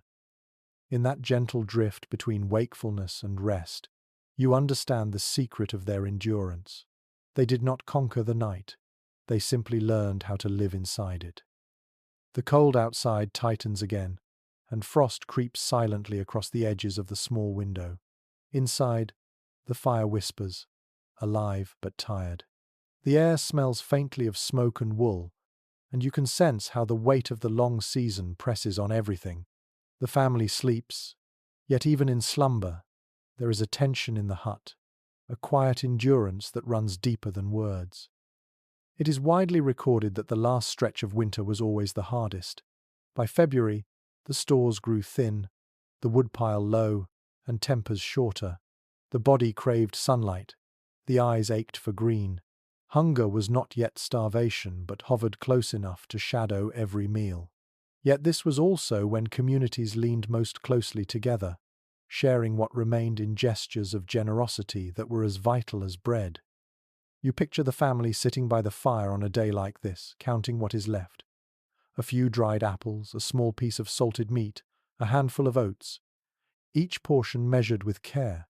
They have done this every winter of their lives, learning that patience can stretch a single loaf across a week if it must. A curious detail often overlooked is that hunger in these months changed how people thought and prayed. Fasting was not a spiritual luxury, it was a daily reality. Church calendars spoke of abstinence as devotion, but the villagers already lived it. They prayed not to show faith, but to keep hope alive when bellies were empty. According to old letters and household records, the ingenuity of the poor showed itself most clearly in late winter. Families mixed ground bark into flour, boiled nettles and roots, brewed thin broth from bones already used twice. These meals may sound meager, but each one was made with care, seasoned with whatever spice or salt they had hidden away. Hunger was met not with despair, but with quiet invention. An odd little custom persisted in many regions. When the first sign of thaw appeared, families placed a small bowl of their last grain outside for the birds. It was a way of bargaining with the season, an offering that said, "We trust that spring will return." Sometimes they called it feeding the hope. The sight of sparrows pecking at the gift reminded them that life still stirred beyond the snow. You can almost hear that sound now, the faint flutter of wings outside, the quick chirp of birds testing the air. The wind is softer than before, no longer a howl but a sigh. It carries the faint smell of thawing earth, of promises still fragile but near. There is ongoing discussion among historians about how communities balanced faith and famine. Some argue that religion was the only structure holding people together through those endless nights. Others insist that cooperation mattered more than prayer, yet perhaps the two were inseparable. To share bread was to practice belief. To light a neighbour's fire was to offer grace. It is widely recorded that in hard winters, people borrowed warmth as often as food. A neighbour might sleep near another family's hearth for a few nights when their own firewood ran out. There were no formal rules for such kindness, only quiet understanding. Survival belonged to everyone or to no one at all. A lesser-known story appears in an old English manuscript. It tells of a widow who kept her hearth burning even when her cupboard was empty. When asked how, she said that people kept bringing her wood because they could not bear to see her chimney without smoke. Her fire became a kind of light for the entire village, a symbol that warmth could outlast scarcity. You sit closer to the flames, imagining how many unseen acts of care once took place in rooms like this. Someone shared a bit of salt, another gave a worn blanket, a child carried a spark across the snow to a neighbour's hearth. The smallest gestures became victories, and each one helped pull winter one step closer to its end. Folklore hints at another belief tied to these late months. If a person smiled while cutting the last piece of bread, it was said that spring would arrive sooner. The logic was not magical but emotional. To face the season's end with gratitude was to remind the heart that hunger was only temporary. Even when the cupboard echoed, people still found reason to give thanks. An unusual superstition found in rural France told that spilling grain in winter was unlucky because every seed was a future meal. If it happened by accident, one had to gather the kernels and kiss them before returning them to the pot. That small reverence for food carried both necessity and poetry. Every crumb mattered, every gesture acknowledged the fragility of life. You watch the fire slowly rebuild itself as the father stirs the coals. The family begins to wake, faces still drawn but calm. The mother hands each child a small piece of dried fruit, saving the rest for later. No one complains. They have learned the rhythm of waiting, the patience that only cold can teach. Some researchers question whether such scarcity hardened people or deepened their empathy. The records suggest both. Those who survived long winters together formed bonds that lasted a lifetime. They had looked into the same darkness and shared the same flicker of light. The hut grows quieter again as morning approaches. The fire hums softly, its glow steady and sure. Outside, the wind pauses, as though the world itself is holding its breath. You can feel that something has shifted. The cold is still here, but it no longer feels endless. The air carries a promise hidden inside it, like a seed sleeping under frost. You close your eyes and picture that promise, faint but strong. Spring is not yet visible, but it exists. You can almost hear the earth murmuring beneath the snow, preparing to breathe again. In the small, smoky hut, warmth remains, fragile and persistent. The family leans closer together, and the fire's light paints their faces in soft gold. For now, that is enough. The fire burns low again, softer now, but its rhythm feels steady. The hut glows faintly, and the air carries that familiar mix of smoke, wool, and humanity. Outside, a thin mist drapes across the snow, blurring the trees into ghostly shapes. The world beyond the door is silent except for the creak of branches in the cold. Inside, the family gathers once more, not for work this time, but for the quiet comfort of storytelling. It is widely recorded that winter nights in the Middle Ages were filled with stories. When work was impossible and travel too dangerous, the spoken word became the warmth of the mind. Tales were shared beside the hearth like food, passed from elder to child, from wanderer to villager. The stories carried lessons, humor, and sometimes warnings. They were the soft lamps of memory that burned through the darkness. You can see it now, the family sitting close, their faces lit by the trembling firelight. The father begins to speak, his voice low and slow. Each word rolls through the smoke like a piece of music, simple but steady. The children listen, eyes wide, their hands still. The mother smiles faintly, her gaze fixed on the flame. This is how time passes when the world sleeps under ice. A curious detail often forgotten is that storytelling was not only entertainment, but a way to teach survival. Many winter tales hid small lessons within them. A fable about a clever fox reminded listeners to think quickly when faced with danger. A story of a lost traveler taught them to stay near light and warmth. Even the silliest stories carried a thread of wisdom that stitched generations together. According to old manuscripts and fragments of oral poetry, these stories varied by region but shared a heartbeat. Every village had its own trickster, its own ghost, its own hero who defied the cold. The details changed, but the rhythm stayed. The act of telling, the cadence of voice, the slow rise and fall of breath, these were universal. An odd little custom surrounded the telling of ghost stories. It was said that if you told one too late into the night, you must end with a prayer or a joke to keep spirits from entering the hut. Many storytellers added a quick line of humor or thanks at the end, just to break the spell of the tale. Fear was allowed to visit, but never to stay. You imagine the father finishing a story about a wandering monk who tricked the frost into melting. His last words hang in the air, and the children laugh softly. The mother shakes her head, pretending to scold but smiling all the same. Then quiet returns. The only sound is the soft pop of wood, the slow hum of the fire, the creak of the hut settling deeper into night. There is ongoing discussion among folklorists about how oral stories changed through repetition. Some say that memory acted like a living editor, polishing tales as they passed from voice to voice. Others argue that each telling was unique, shaped by the mood of the night, the smell of the fire, and the weight of hunger or joy. What is certain is that no two winters ever held the same story in quite the same way.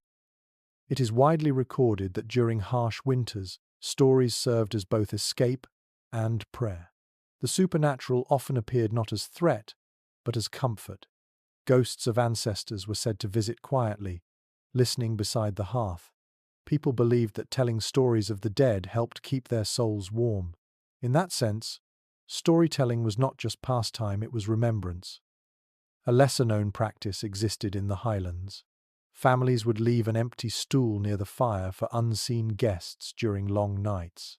It was called the seat of memory. No one sat on it, no one touched it, but its presence made the room feel fuller, safer. You can imagine how comforting it was to glance at that space and feel less alone. An unusual superstition told that if the fire crackled during a story, it meant the tale pleased the spirits. Listeners would nod and murmur thanks to the flame before continuing. If the fire sputtered or hissed, the storyteller would pause, sip ale, and change the subject. The fire was the silent judge of every performance. You close your eyes and listen to the imagined voice of the father continuing his story.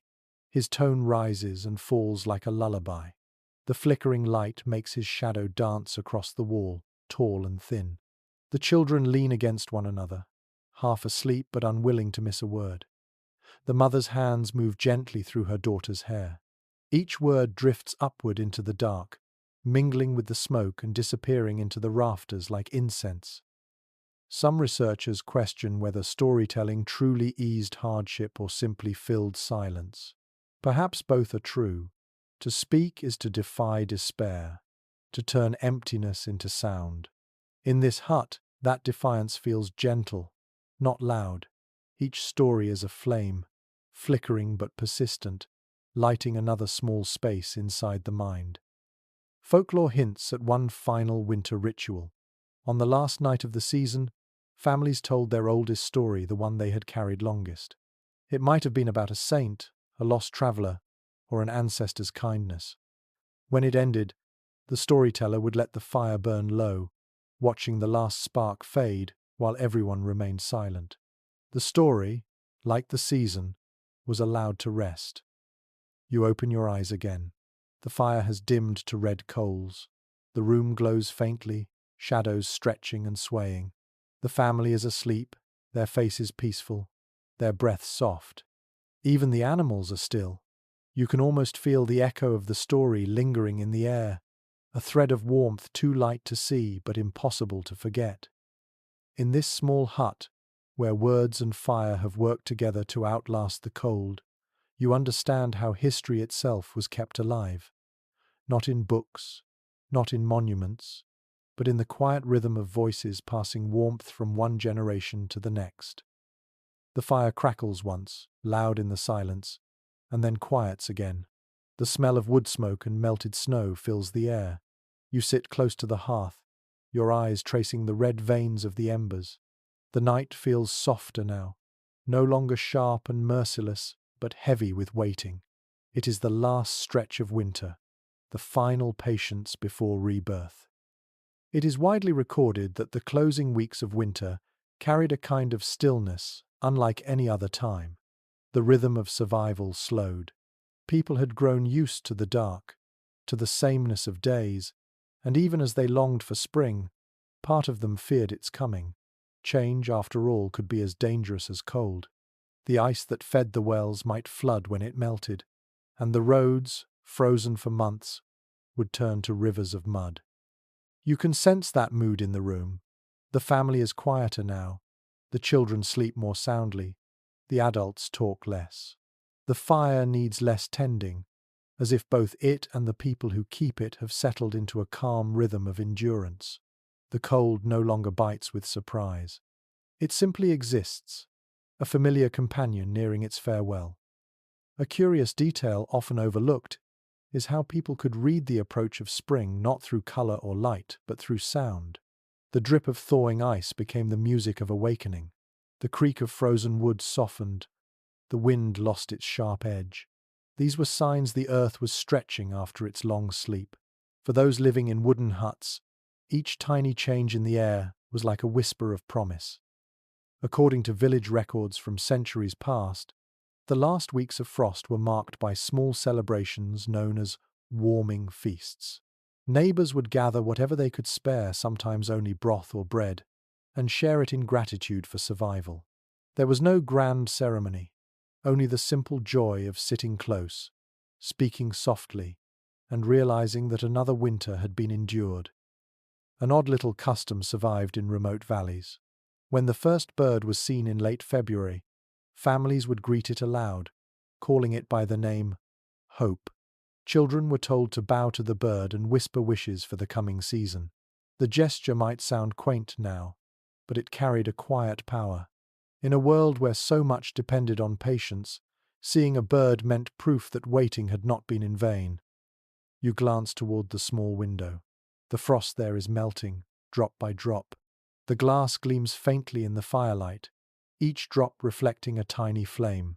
You can almost imagine hearing the world outside preparing to move again, the snow sighing, the trees murmuring beneath their frozen bark.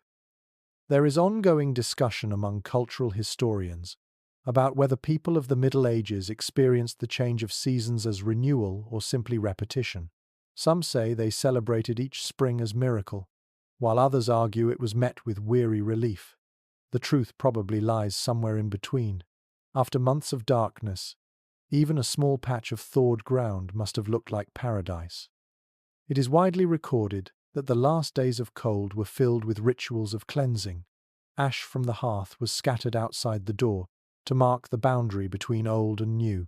Floors were swept, Straw was replaced, and smoke was allowed to clear from the roof hole in great plumes.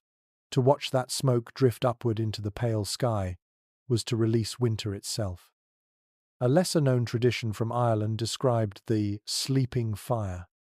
On the last night of frost, families would let their hearth burn completely out for the first time all season. In the morning, they would light a new flame from the embers of a neighbour's hearth, symbolizing community and rebirth. Each house carried part of another's warmth, and in that way, the village began spring as one body. You imagine that moment now, the family waking before sunrise, the air cold and clean. The father carries a small clay pot, glowing faintly within, borrowed from next door. The new fire catches with a soft rush of light. The children clap, the mother smiles, and the scent of renewal fills the hut. After months of smoke and struggle, it must feel like breathing for the first time. An unusual superstition surrounded this new flame.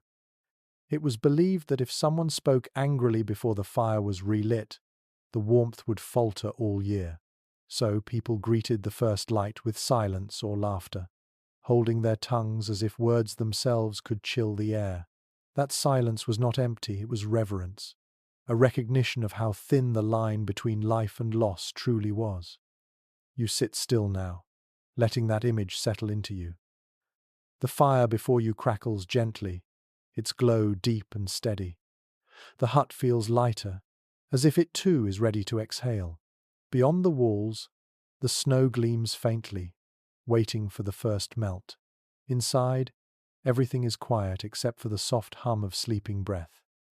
Some researchers question whether those final winter nights carried sadness alongside relief. To leave behind the stillness meant returning to work, to hunger for new harvests, to the noise of the world. Perhaps there was a small grief in saying goodbye to the dark. Yet even grief here feels tender, folded within gratitude.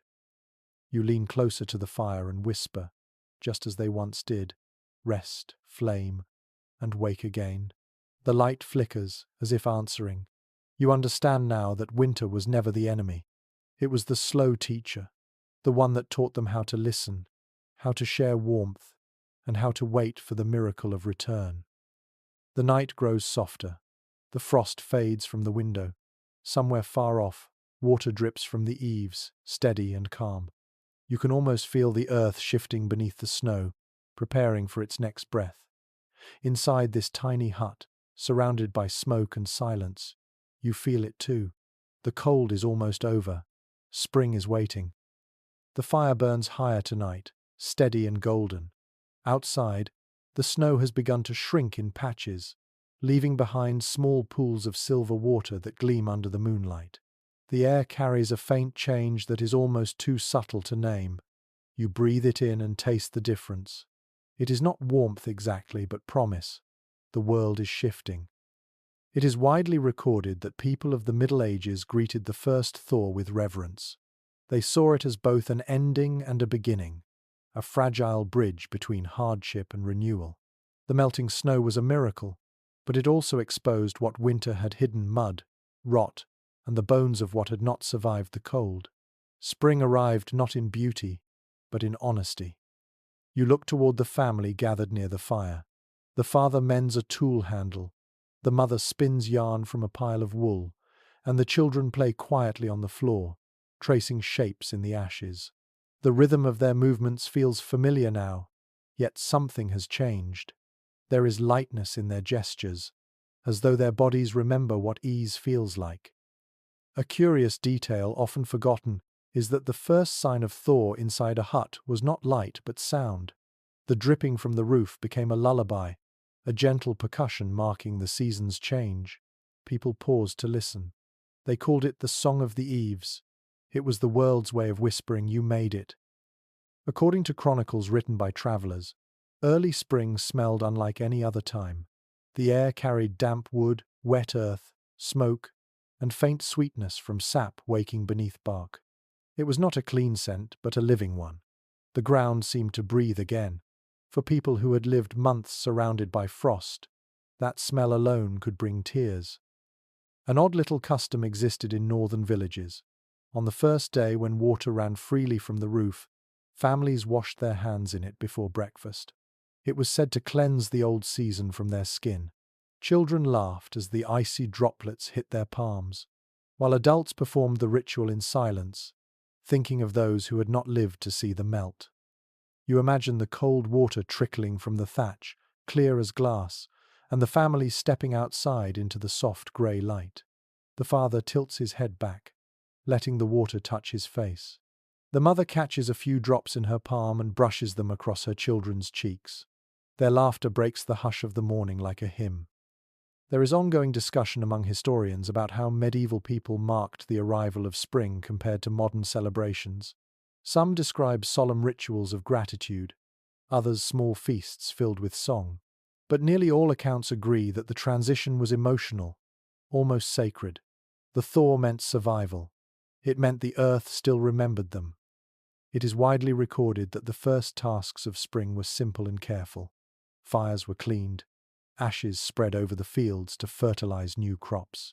Fences were mended, roofs checked for damage, tools sharpened. Each act carried quiet joy. Work was no longer just survival, but preparation for life. A lesser-known detail from medieval diaries mentions the first barefoot step onto thawed ground. It was said that whoever placed their foot on living soil before anyone else in the village would be blessed with strength for the year. People waited for the perfect morning, when frost had truly gone, then pressed their feet into the mud, laughing at the chill. You can almost feel that soft shock of cold now, grounding and real. An unusual superstition spoke of the spring fire. On the night before planting, villagers carried embers from their hearths into the fields, waving them gently over the soil to bless it. The glowing arcs of light dotted the dark hillsides like moving stars. The act joined home and earth, reminding all that warmth belonged to both.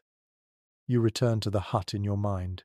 The family has begun to tidy the space, sweeping the floor, shaking out blankets, opening the door to the crisp air.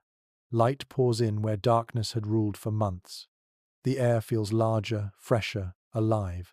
The cow shifts in her corner, stamping her hooves impatiently for pasture. Even the dog lifts its head, sniffing the breeze with new interest. Some researchers question whether this joy was pure or cautious. After all, famine still loomed before the first harvest. But even fragile hope is powerful. People learned to celebrate what existed instead of what was missing. Each drop of melting snow was a small triumph, each breath of warm air a hymn. You watch the fire's reflection on the floorboards, flickering across damp spots where melted frost has dripped from the roof. The family sits together, their faces bright in the changing light. The father speaks quietly, perhaps about planting or rebuilding. The children listen, their eyes full of a future that suddenly feels possible. Folklore hints at one more ritual to mark the end of winter. Families gathered a small handful of the last remaining snow and tossed it into the fire, watching it hiss and vanish. They called it feeding spring. The sound of melting was the year's first laughter. You close your eyes and picture that moment. The snow melting into steam, the scent of wood and water blending, the laughter filling the small hut. It is not grand, not loud, but perfect in its simplicity. The fire hums, the air softens, and everything alive leans toward the coming light. You understand then that the story of winter is not about cold at all. It is about what refuses to die. The last frost has come and gone. The hut that once felt sealed in darkness now hums with light. You wake to the smell of wet earth and wood smoke, the kind that clings to early spring mornings. A soft golden haze spills through the window, falling on the floor where yesterday's puddles have dried. The fire still burns, but smaller now, almost ceremonial, as if it too understands that its long vigil is ending. It is widely recorded that in the first days of spring, medieval families opened their huts wide to the air. Doors were unbarred, shutters pushed aside, and the smoke that had thickened through the long months finally drifted away. What filled the space next was not silence but life itself. Birds calling, dripping water, the faint hum of thawed streams. After months of confinement, The sound of the outside world was a kind of music. You watch as the family stirs. The mother folds blankets, still heavy with the scent of wool and smoke. The father steps out to fetch water, his breath visible but faint. The children sit up slowly, squinting in the sudden brightness. For the first time in weeks, the air inside the hut feels light, thin, and free of winter's weight. A curious detail often forgotten is how the first sunlight changed everything. It struck the floor and walls at new angles, revealing stains, soot, and cracks hidden by months of dimness. So spring cleaning was not merely vanity but renewal. Families scrubbed, mended, and rearranged, not just to prepare for planting but to remind themselves that life had shape and rhythm again. According to village chronicles, this act of reopening the home was celebrated with simple rituals. Some sprinkled the doorway with ashes mixed with herbs to ward off sickness. Others hung small bunches of dried flowers near the window to welcome good fortune. Everything had meaning. The smallest gesture, even sweeping dust into the wind, became an offering to the returning Sunday. An odd little custom appeared in certain highland regions. On the first day warm enough to open the door, the eldest person in the household would walk outside barefoot and whisper into the soil, "Wake gently." The belief was that the earth, like a sleeping friend, should be greeted softly, never startled. You can imagine that first touch of damp ground underfoot, cold but alive. You step outside now in your imagination, feeling what they must have felt. The light is thin but real, the air sharp with the smell of thawed pine and melting snow. The sky looks wider than you remembered. The sound of a distant stream trickles through the quiet. Every sense is awake again. There is ongoing discussion among social historians about how deeply medieval people felt connected to the turning of seasons. Some call it dependence, others call it reverence. To them, nature was both parent and teacher. Its cycles shaped their hunger, their prayers, even their dreams. The end of winter was not simply relief, it was resurrection. It is widely recorded that many households offered small prayers of gratitude when the frost finally broke. For bread to come, for warmth that stays, they would say, often while holding a hand over the fire one last time. These words did not belong to any single faith. They were older, part of the language of endurance that every generation had spoken in its own way. A lesser-known detail from one traveller's diary describes how people often left a bit of food outside for the spirits of winter. Bread, milk, or honey was placed near the doorway with a simple message, "Go in peace." It was a way of thanking the cold for its lessons, acknowledging that even hardship had its place. You turn back toward the hut. The walls that once trapped the smoke now glow faintly gold in the new light. The animals are restless, sensing the season's change. The cow stomps her hooves, eager for pasture. The dog noses the door, tail twitching. The children laugh as they chase a stray chicken that slips past their feet into the yard. Life, once quiet and contained, spills outward again. An unusual superstition claimed that laughter was sacred on the first day of spring. Whoever laughed before noon would carry joy through the year. So families found reasons to smile, even if only at the smallest things: the sound of dripping water, the sight of green shoots breaking through frost, the absurdity of having survived another winter together. Folklore hints at a saying passed through generations: "Cold teaches what warmth forgets." It meant that comfort, when it returned, should never be taken for granted. The long nights had shown them how to be kind, how to share, how to keep fire alive, not just in wood but in heart. Those lessons lingered, as steady as the memory of frost on a window. You step back inside once more. The fire burns low, its glow gentle. The family sits quietly, not out of weariness but contentment. Outside, the snow melts in thin silver streams, whispering softly as it disappears into the soil. You realize that the world has not simply changed, it has exhaled. Some researchers write that humanity's oldest comfort was never luxury, but ritual, the rhythm of lighting a fire, sharing food, telling stories, waiting for light. Watching this family, you see that truth made flesh. The simplest acts have kept them alive and human through the long dark, as they did for countless others before them. The mother looks toward the doorway where sunlight falls in a perfect square across the floor. Dust sparkles within it like tiny stars. The father smiles faintly, the kind of smile that carries both relief and quiet pride. The children giggle, already planning to chase birds across the melting yard. The hut breathes. The earth breathes. You breathe. Winter has loosened its hold at last. And as the fire sighs for the final time, you understand the secret of their survival. It was not strength alone nor faith alone, but the simple beauty of living together through the cold. In that unity, warmth was never lost. The fire burns to embers, soft and steady, and the last light fades behind the hills. The hut glows faintly, gold turning to amber, amber to ash.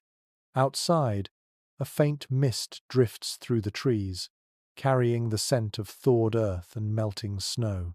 The air is calm now. The long story of winter has ended, leaving behind only peace. You breathe deeply, letting the warmth of the season's end fill you. The cold, once cruel, has become memory.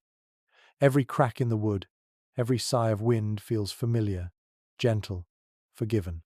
You picture the family sleeping at last, their breaths slow and even, the fire whispering its final lullaby. They have done this for generations, across centuries, across countless winters. The sound of dripping water outside becomes the rhythm of calm. The walls no longer groan, the wind no longer wails, only stillness remains. You can almost hear the heartbeat of the earth returning, quiet and steady. Let your own breath fall into that rhythm. The warmth in your chest matches the glow of the last ember. The air grows heavier, softer, kind. Soon, sleep will come like spring itself, slow, inevitable, gentle.